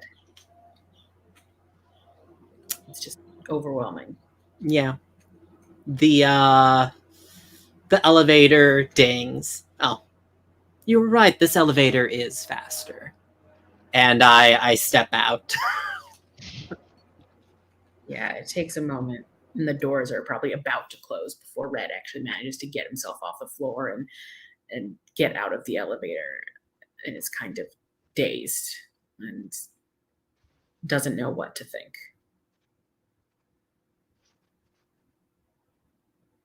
Because normally he'd just ignore the unkind things that Miss Mash says, but after everything that happened in the apartment, he's not so sure anymore. All right. I would like to jump to Dancy and Tlaylock, but there was a bit of a question here, which was, is this a Dancy Tlaylock Carrie scene, or is this something else? Well, I think. Tell me if I'm sorry. Go ahead, Brendan. Go ahead. I was just gonna say, it seemed pretty clear that like the scene that was happening has to continue, and then I think I want to go see Stella. So if Brandon wants to do it, and it makes sense with however the fiction resolves here, like that Yeah. might be a way The- for the- us to run into each other. But The trouble I have is Dancy is trying not to run into anyone, and so if Carrie shows up, she's going to assume that he's there to take Tlaylock away, and she'll try to kill him. yeah, so that's why I said let's see how this If you resolves. if you wanted to suddenly drop in the pot and for Dancy to be to try to spill Carrie's guts literally, then you should have that scene. But I don't think that would be productive. Yeah, no, like I said, I think let's see where you're at. At the end Sure. of this scene, and if it makes sense, great, and if not, we'll skip it. All right. So yeah. So Dancy, you have a minute. You've heard the someone coming down the stairs to check on Tlaylock. What are you doing? What's your play here? I'm getting into the best ambush spot. Okay. I'm not going to do anything unless they sniff. Uh-huh. You know, maybe they will check on him and be assured and leave. But I'm ready in case things go south. Got it. Yeah, I mean, I think, you know, so the room is pretty open. You know, it's got clutter in it, but it's not. I think you've got two options. So one is you can ambush, but I mean your range is not super long, right? You've got a knife, so you'd probably need to be sort of in the vicinity of the door, to make that, to really have a kind of a guaranteed shot, and that'll let you get the jump on whoever comes in. Or you can try and hide, but I think if you're trying to hide so they don't notice you, then you won't have quite the same. You maybe won't have the same opportunity to kind of take the first swing, just because of the layout of the room.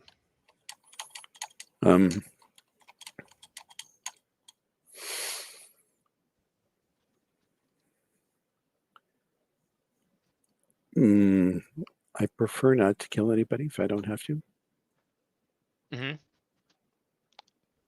So I'm going to take up a spot where I can cut them off from the stairs. Okay. That, but hide, but you know, be able to intercept them before they. Okay. They were to flee. We're gonna see how. Yeah. What So happens. I think.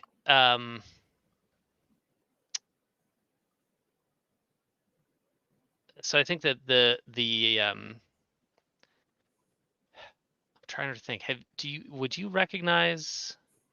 Yeah, you recognize the figure that comes in as one of the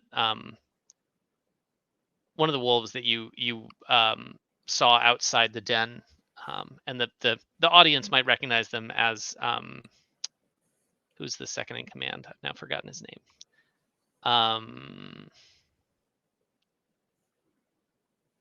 Vincent. So Vincent comes in the room, and he,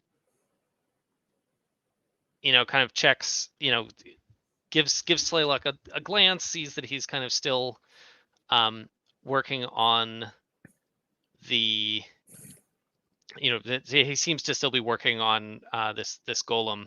Now, Dancy, I want you to roll a mislead, distract, or trick. Sure. Which I believe with your knife is advanced. Is that right? It is. Yes. That only matters on a 12 plus, right? I think that's right. Yeah. Okay.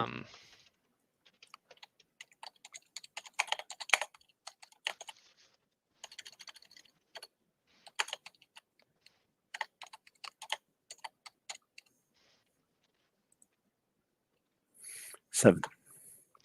A 7. So on a 7, if I get back to the tab, so you get to pick 2.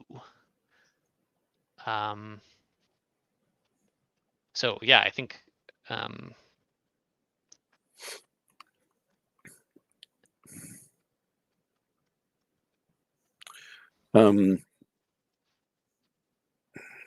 going to confuse them for some time, and avoid further entanglement. I don't need an opportunity. I just need them to go away. Yep. Yeah. So I think what that looks like then is you've managed to successfully kind of hide yourself enough, and maybe you've probably helps a lot that this place stinks. I was going to say, right? I think it's probably all formaldehyde scent, which is throwing off his, you know, enhanced senses. Yeah, I think that's exactly right. Your smell is not visible. Visible is the wrong word, but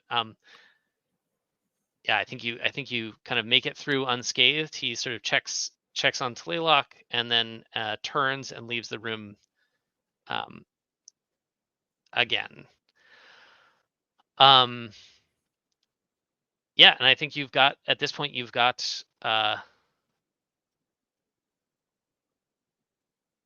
think you're free and clear here. I think you can finish what you were doing to cut the chain.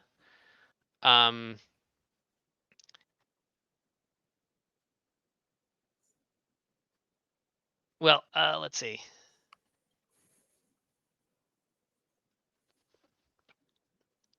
I think there's still I think there's still a little bit of risk, right? So you're still coming out with Tlaylock, through this grate, not too far from the warehouse. It's true. So I think let's also roll an escape a situation. That seems Okay. like the next sort of the relevant next thing. Okay. Yes. I try my best to put the fear of God into Tlaylock if he doesn't already have it.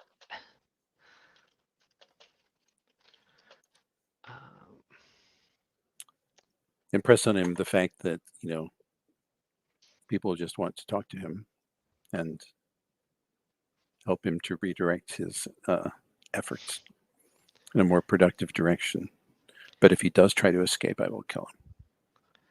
I think he is grasping at any lifeline out of this. He wants out of this basement. Okay.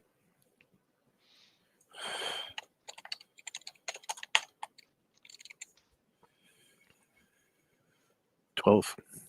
12. So, yeah, on a hit, you get away and choose one.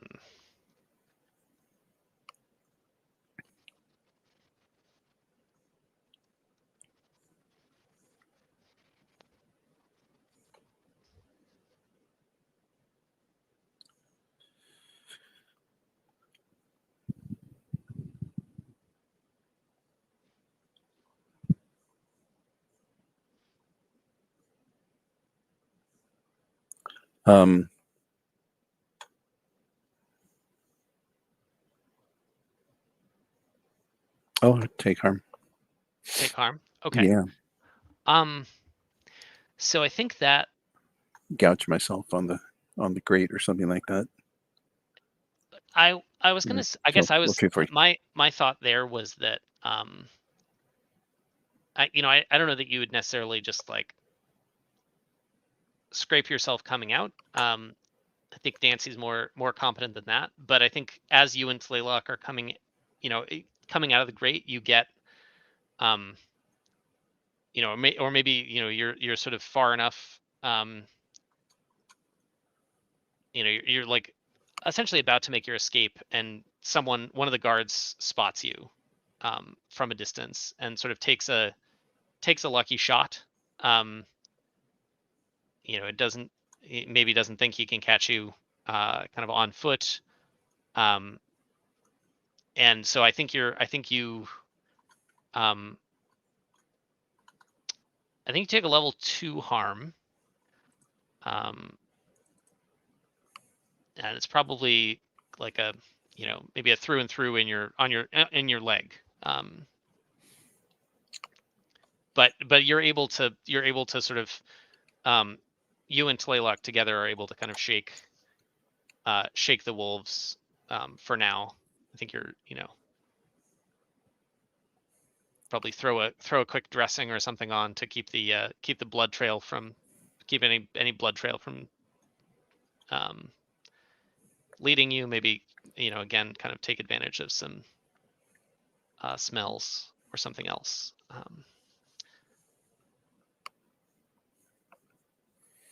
Get a taxi. Yeah, right. Which we have to get in before the taxi driver decides he doesn't want us. And we end up at Liminal, I think.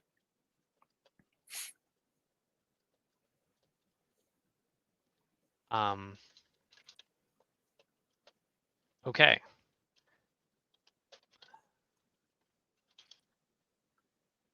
So I think, given that, probably the scene with Carrie doesn't fit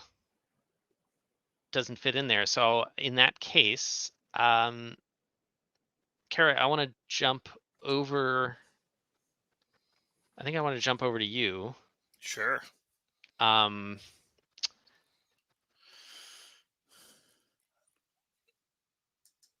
So I want to talk to Stella. you want to talk to Stella? Okay. I want to talk to Stella.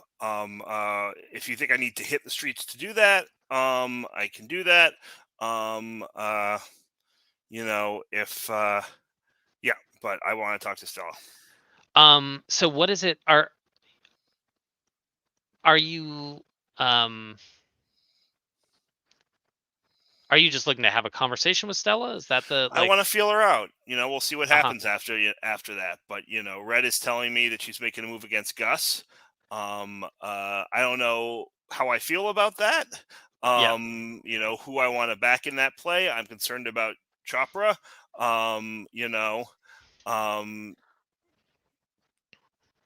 There's a lot of different factors, and I think Carrie's the kind of guy who wants to get all the information before he decides what play to make.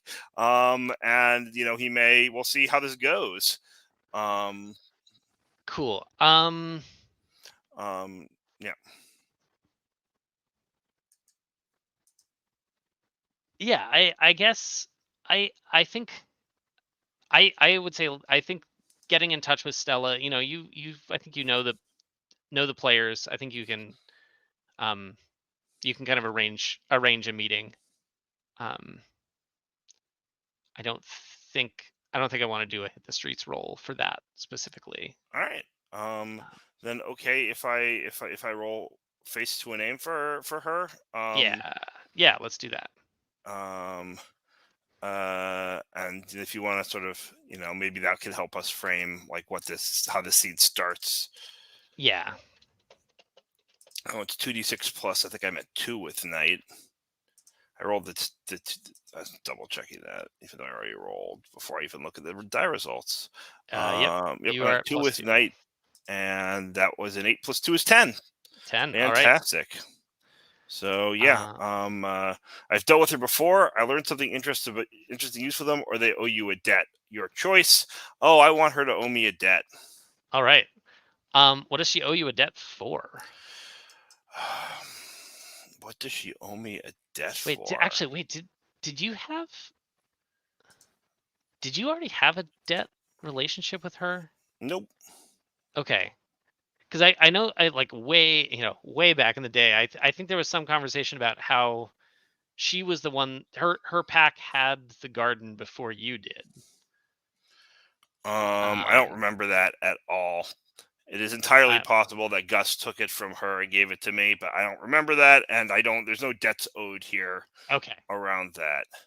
Yeah, I think I'd swear that was it could be something. It could be something we said, but it didn't involve any debts. If it cool. did. Yes, I think that was part of our original character creation, was that you had taken the garden from Stella. But be that as may, what does she owe you a debt for? Maybe she owes me a debt for taking the garden from her because it was causing her trouble. She couldn't keep up with the rent. She couldn't, right? Sure. Like let's twist that, right? She's happy I have it. She gave it to me freely. Without worrying that she would have to watch her back for giving up territory that, and maybe like some of that plays into her rivalry with Gus, right? Or right, that like he's been a problem for her for a while. Yep. Let me just stick her down there on the list of people who owe me debts. A lot of people owe me debts. Yeah. So I say, hey, Stella. Carrie, long time no see. What can we do? What can I do for you? Where are we meeting at? Like on her turf? Do I see? I guess part of it, like, do I see like the guards rushing around? Like, is there? No, so I think you guys are meeting at the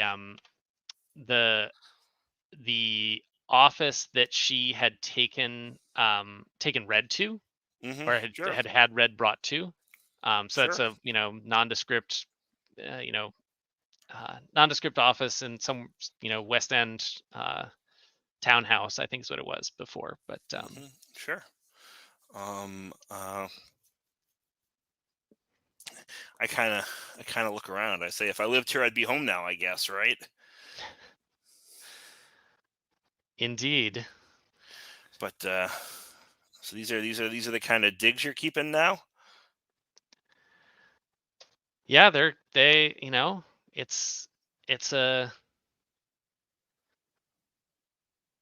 it keeps me well. Keeps me a place to do business. Whatever you're here, but also somewhere to lay my head, I guess. All right. Well, teach their own, I guess. Take one last look around. So, listen, I'm you know,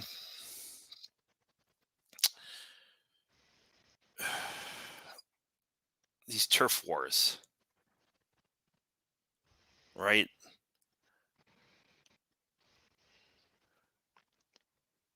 What about them? Who do they help? I mean, help the winner, right? Do Someone they? comes out ahead. Do they?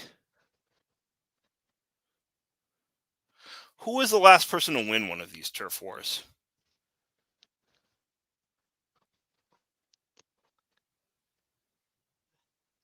I mean, Gus seems to be doing well enough. Yeah, look.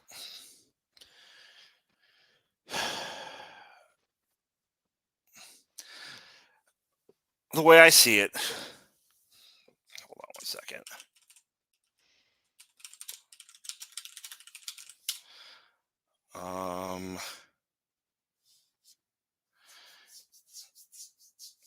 The way I see it, the only person who ever won shit in this neighborhood was Jerome fucking Rappaport. And we're just cleaning up his. There's nothing here for anyone anymore. Like, why do you. I know why Gus cares. Right? Gus has to keep what's his. Even if he doesn't really want it, he can't be seen to lose it.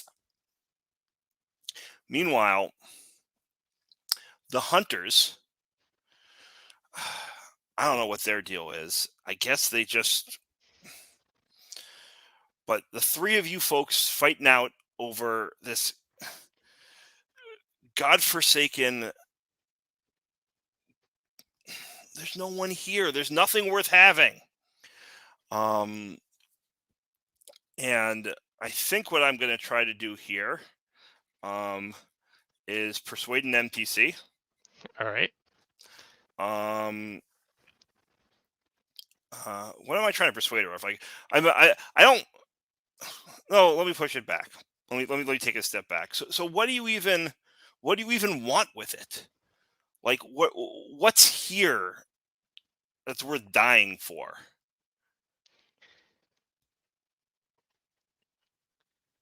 I mean, you you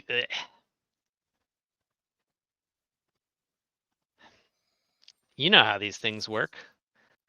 There is business to do. There's business to be done, and someone is coming out of it ahead. Someone's coming out. You've got your digs in the garden. More power to you. But me and mine, we need something, and you know what? Gus isn't. He's been pushing us out, and that can't last. So just I want a clarification because I think I'm just a little confused. Sure. Like, so there's this piece of territory in the West End, Yep. which is important for reasons. Yep. I'm kind of, maybe I'll try and push Stella to figure out what those reasons are. Maybe those reasons are a MacGuffin that doesn't matter. I don't really care there, right? We don't, but like, they're important for reasons. Gus controls it, but now it sounds like what Stella is saying is that it's actually was Stella's at some point, and Gus pushed her out, or is currently pushing her out. Like, I guess I'm confused. Yes. Like, I'm confused about who's in control of what now, and what Right. I, as Carrie, should know about that. So I think that okay. The way I've been thinking about it, you know, out of stepping out of Yeah, character here, right? I feel like Carrie should base, like, if it's like basic gang territory stuff, Carrie Yeah. should know that. Yeah. And I think Carrie would. So especially, I mean, he's got a relationship with Stella. He knows he's got a relationship with Gus. Like he's you know he knows all the players here. And I think what's going on has been, you know, the horse thieves are, and sort of have been, you know, a large established group, and they have an expansionist bent, right? I mean, I think we talked earlier. They're pushing out into, you know, the Millennium Tower area, and so, you know, maybe, I think in the past, you know, maybe back around the time that Carrie took over the garden, or some other, you know, like Stella had more of a foothold. Maybe, you know, her pack, maybe historically um, had more territory, and I think Gus has sort of been slowly, Gus has kind of been eating all of it, right? And to the point at this point where Stella either,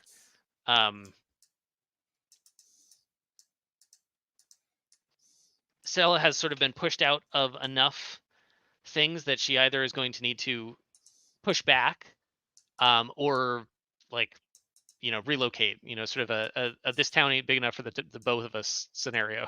Got it. All right. Now I understand. So I say to her, and Gus isn't willing to come to terms. He's always been, well, he's never asked for unreasonable rents. He just wants to know, you know, that he just wants it clear that he's leasing and not selling. Is that not enough for you? Or is he not offering you that?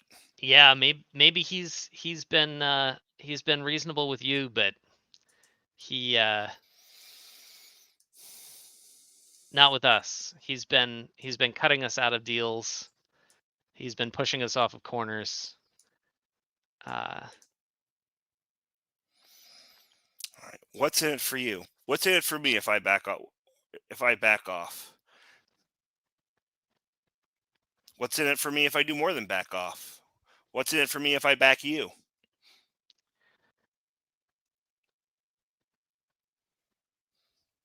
Is this now your persuade an NPC, or are you? I'm just asking the question now. She doesn't. Yep. I'm not gonna. Yeah. You know, if she's not interested, she's not interested. But yeah. What's in it for you?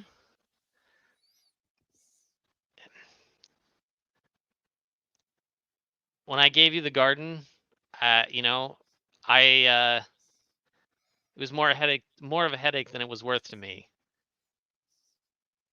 If you back me, I'm sure we can come to an arrangement where, where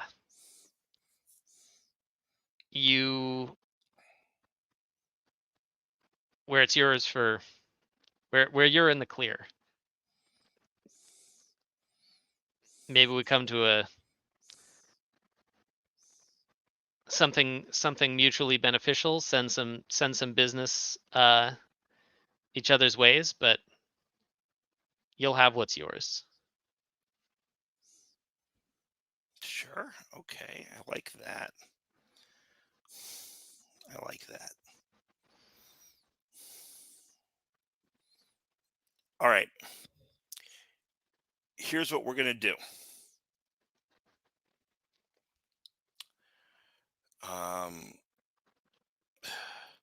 The Hunter Chopra setting up an ambush for Gus's people. Give the date, time, Yep. place. Yep. Right. Gus knows about it. I'm supposed to deal with it.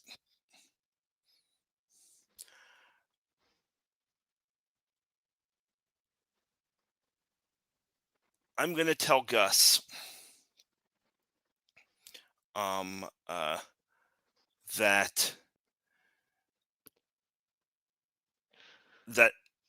that's set up. I've got a crew lined up. He can send his people in. He can send his people in, but instead, you'll be there to take both crews out. Surprise everybody. And I'll tell him he has to be there personally. So I just wanna check in because you have already gotten me to have them not set up that ambush. I know. Yeah, you're right. You're right. I'd forgotten about that. Well, but it doesn't matter. That's even better. The Right. ambush isn't going to happen. Right. The That's hunters even won't be better. there at all. She won't have to deal with Chopra's people. The ambush is going to be done by somebody else. Love it. That's even better.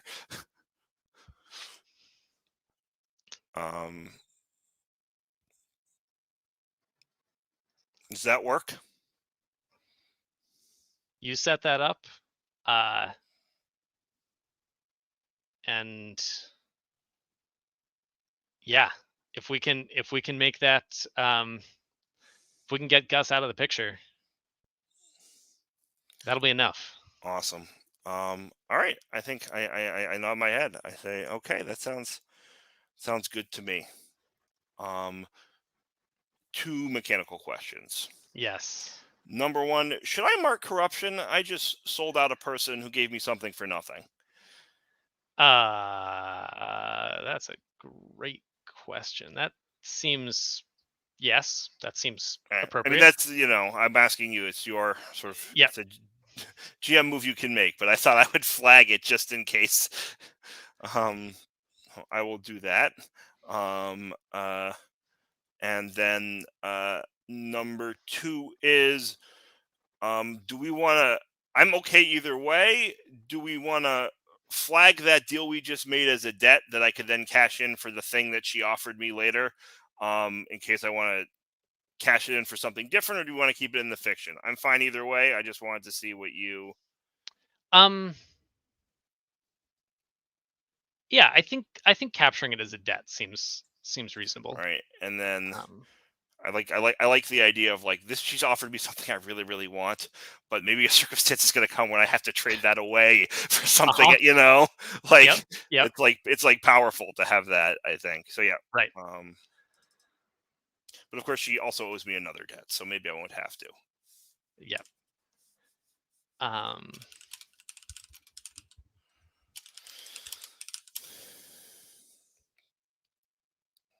All right. Let's see. I'm looking at the time. I want to make sure we don't keep anyone up too late. I think we probably have time for one more scene. And I don't know if that would be so probably either a red, probably either Red or Miss Mash. I don't know if either of you have a particular scene you want to pitch, or we can just do end of session moves and then cut back. I think we've got lots of things coming to a head. I think we can probably get to a sort of a point where time passes. End of next session. I'll defer to you first, Stephen. Is there something you want to do? Yeah, let me double check here. Let's see. Curios Miadet. IO. Where did that? Dancy.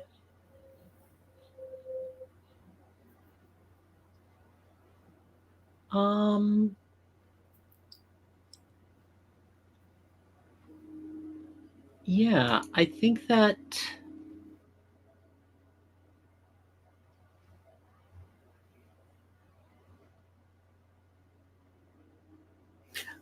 that what I'm interested in is touching base with someone in Wild, because if Wrath is coming to the city, I want to know where are they coming from? Like what's their point of attack? Like who is there in Wild that I could reach out to about that?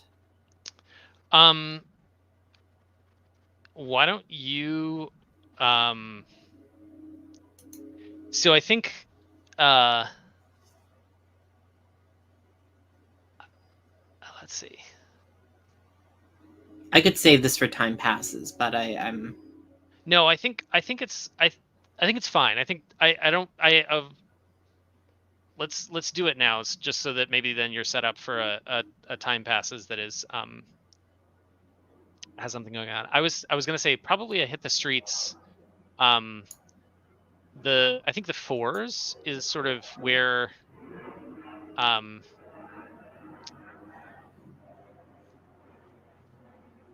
it's a demon establishment, and it is not really tied to Auntie Mame. okay. Yeah, who runs that place? Who runs the fours? Well, I think that I think that I don't know how much I don't know how much you've been around the fours, but I think the sort of kind of the informal mayor of the place, who gives off just a faint brimstone scent to your nose, is Jerome, who so yeah, you could go talk to Jerome and try and find I out. could, but guess what I rolled again? Oh no. Another snake eyes. Oh boy. I don't think in the 4 years that I have played with the Gauntlet that I have seen a string of dice rolls. Well, you haven't played with me as a player character much, Kay. That's the true. thing. You've always been my GM with Dice hate Steven. This is an objective fact. Wow. Well, I'll You also say believe this me. is probably the worst run I've ever seen you have. I remember the time that I was I think in Ferret's Apocalypse World game, and I was a cult leader, and I just like failed every single leadership role. Okay. Let's see. So on a hit the streets, yeah, there is no. So here's what I'm going to say. We're going to leave that juicy miss right there, Okay. and we're going to cut to end of session moves, and I think we'll open up next session with whatever that miss is. That will become apparent then, if that works for you. Okay, sure.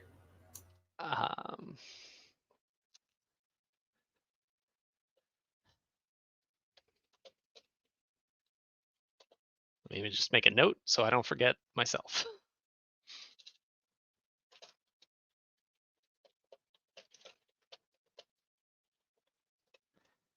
Let's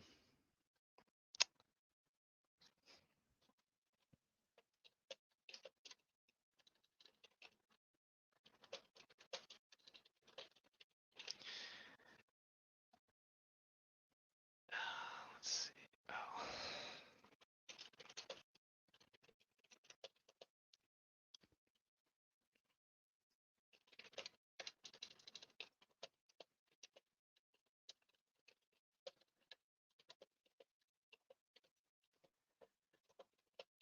All right. I think that's everything. Yeah. So let's do our end of the session. Let's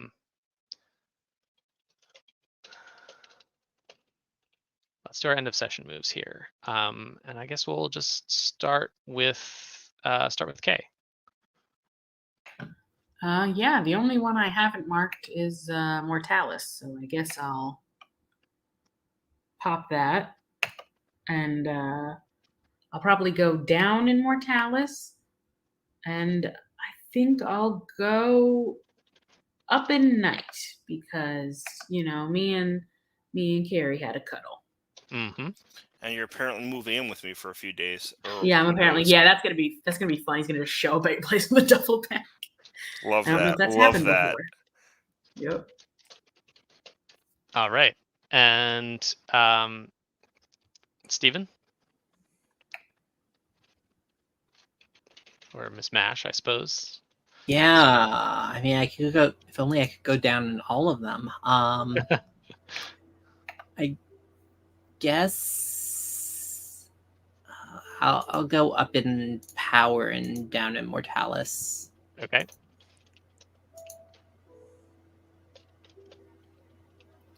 Oh, that should be 0. Okay.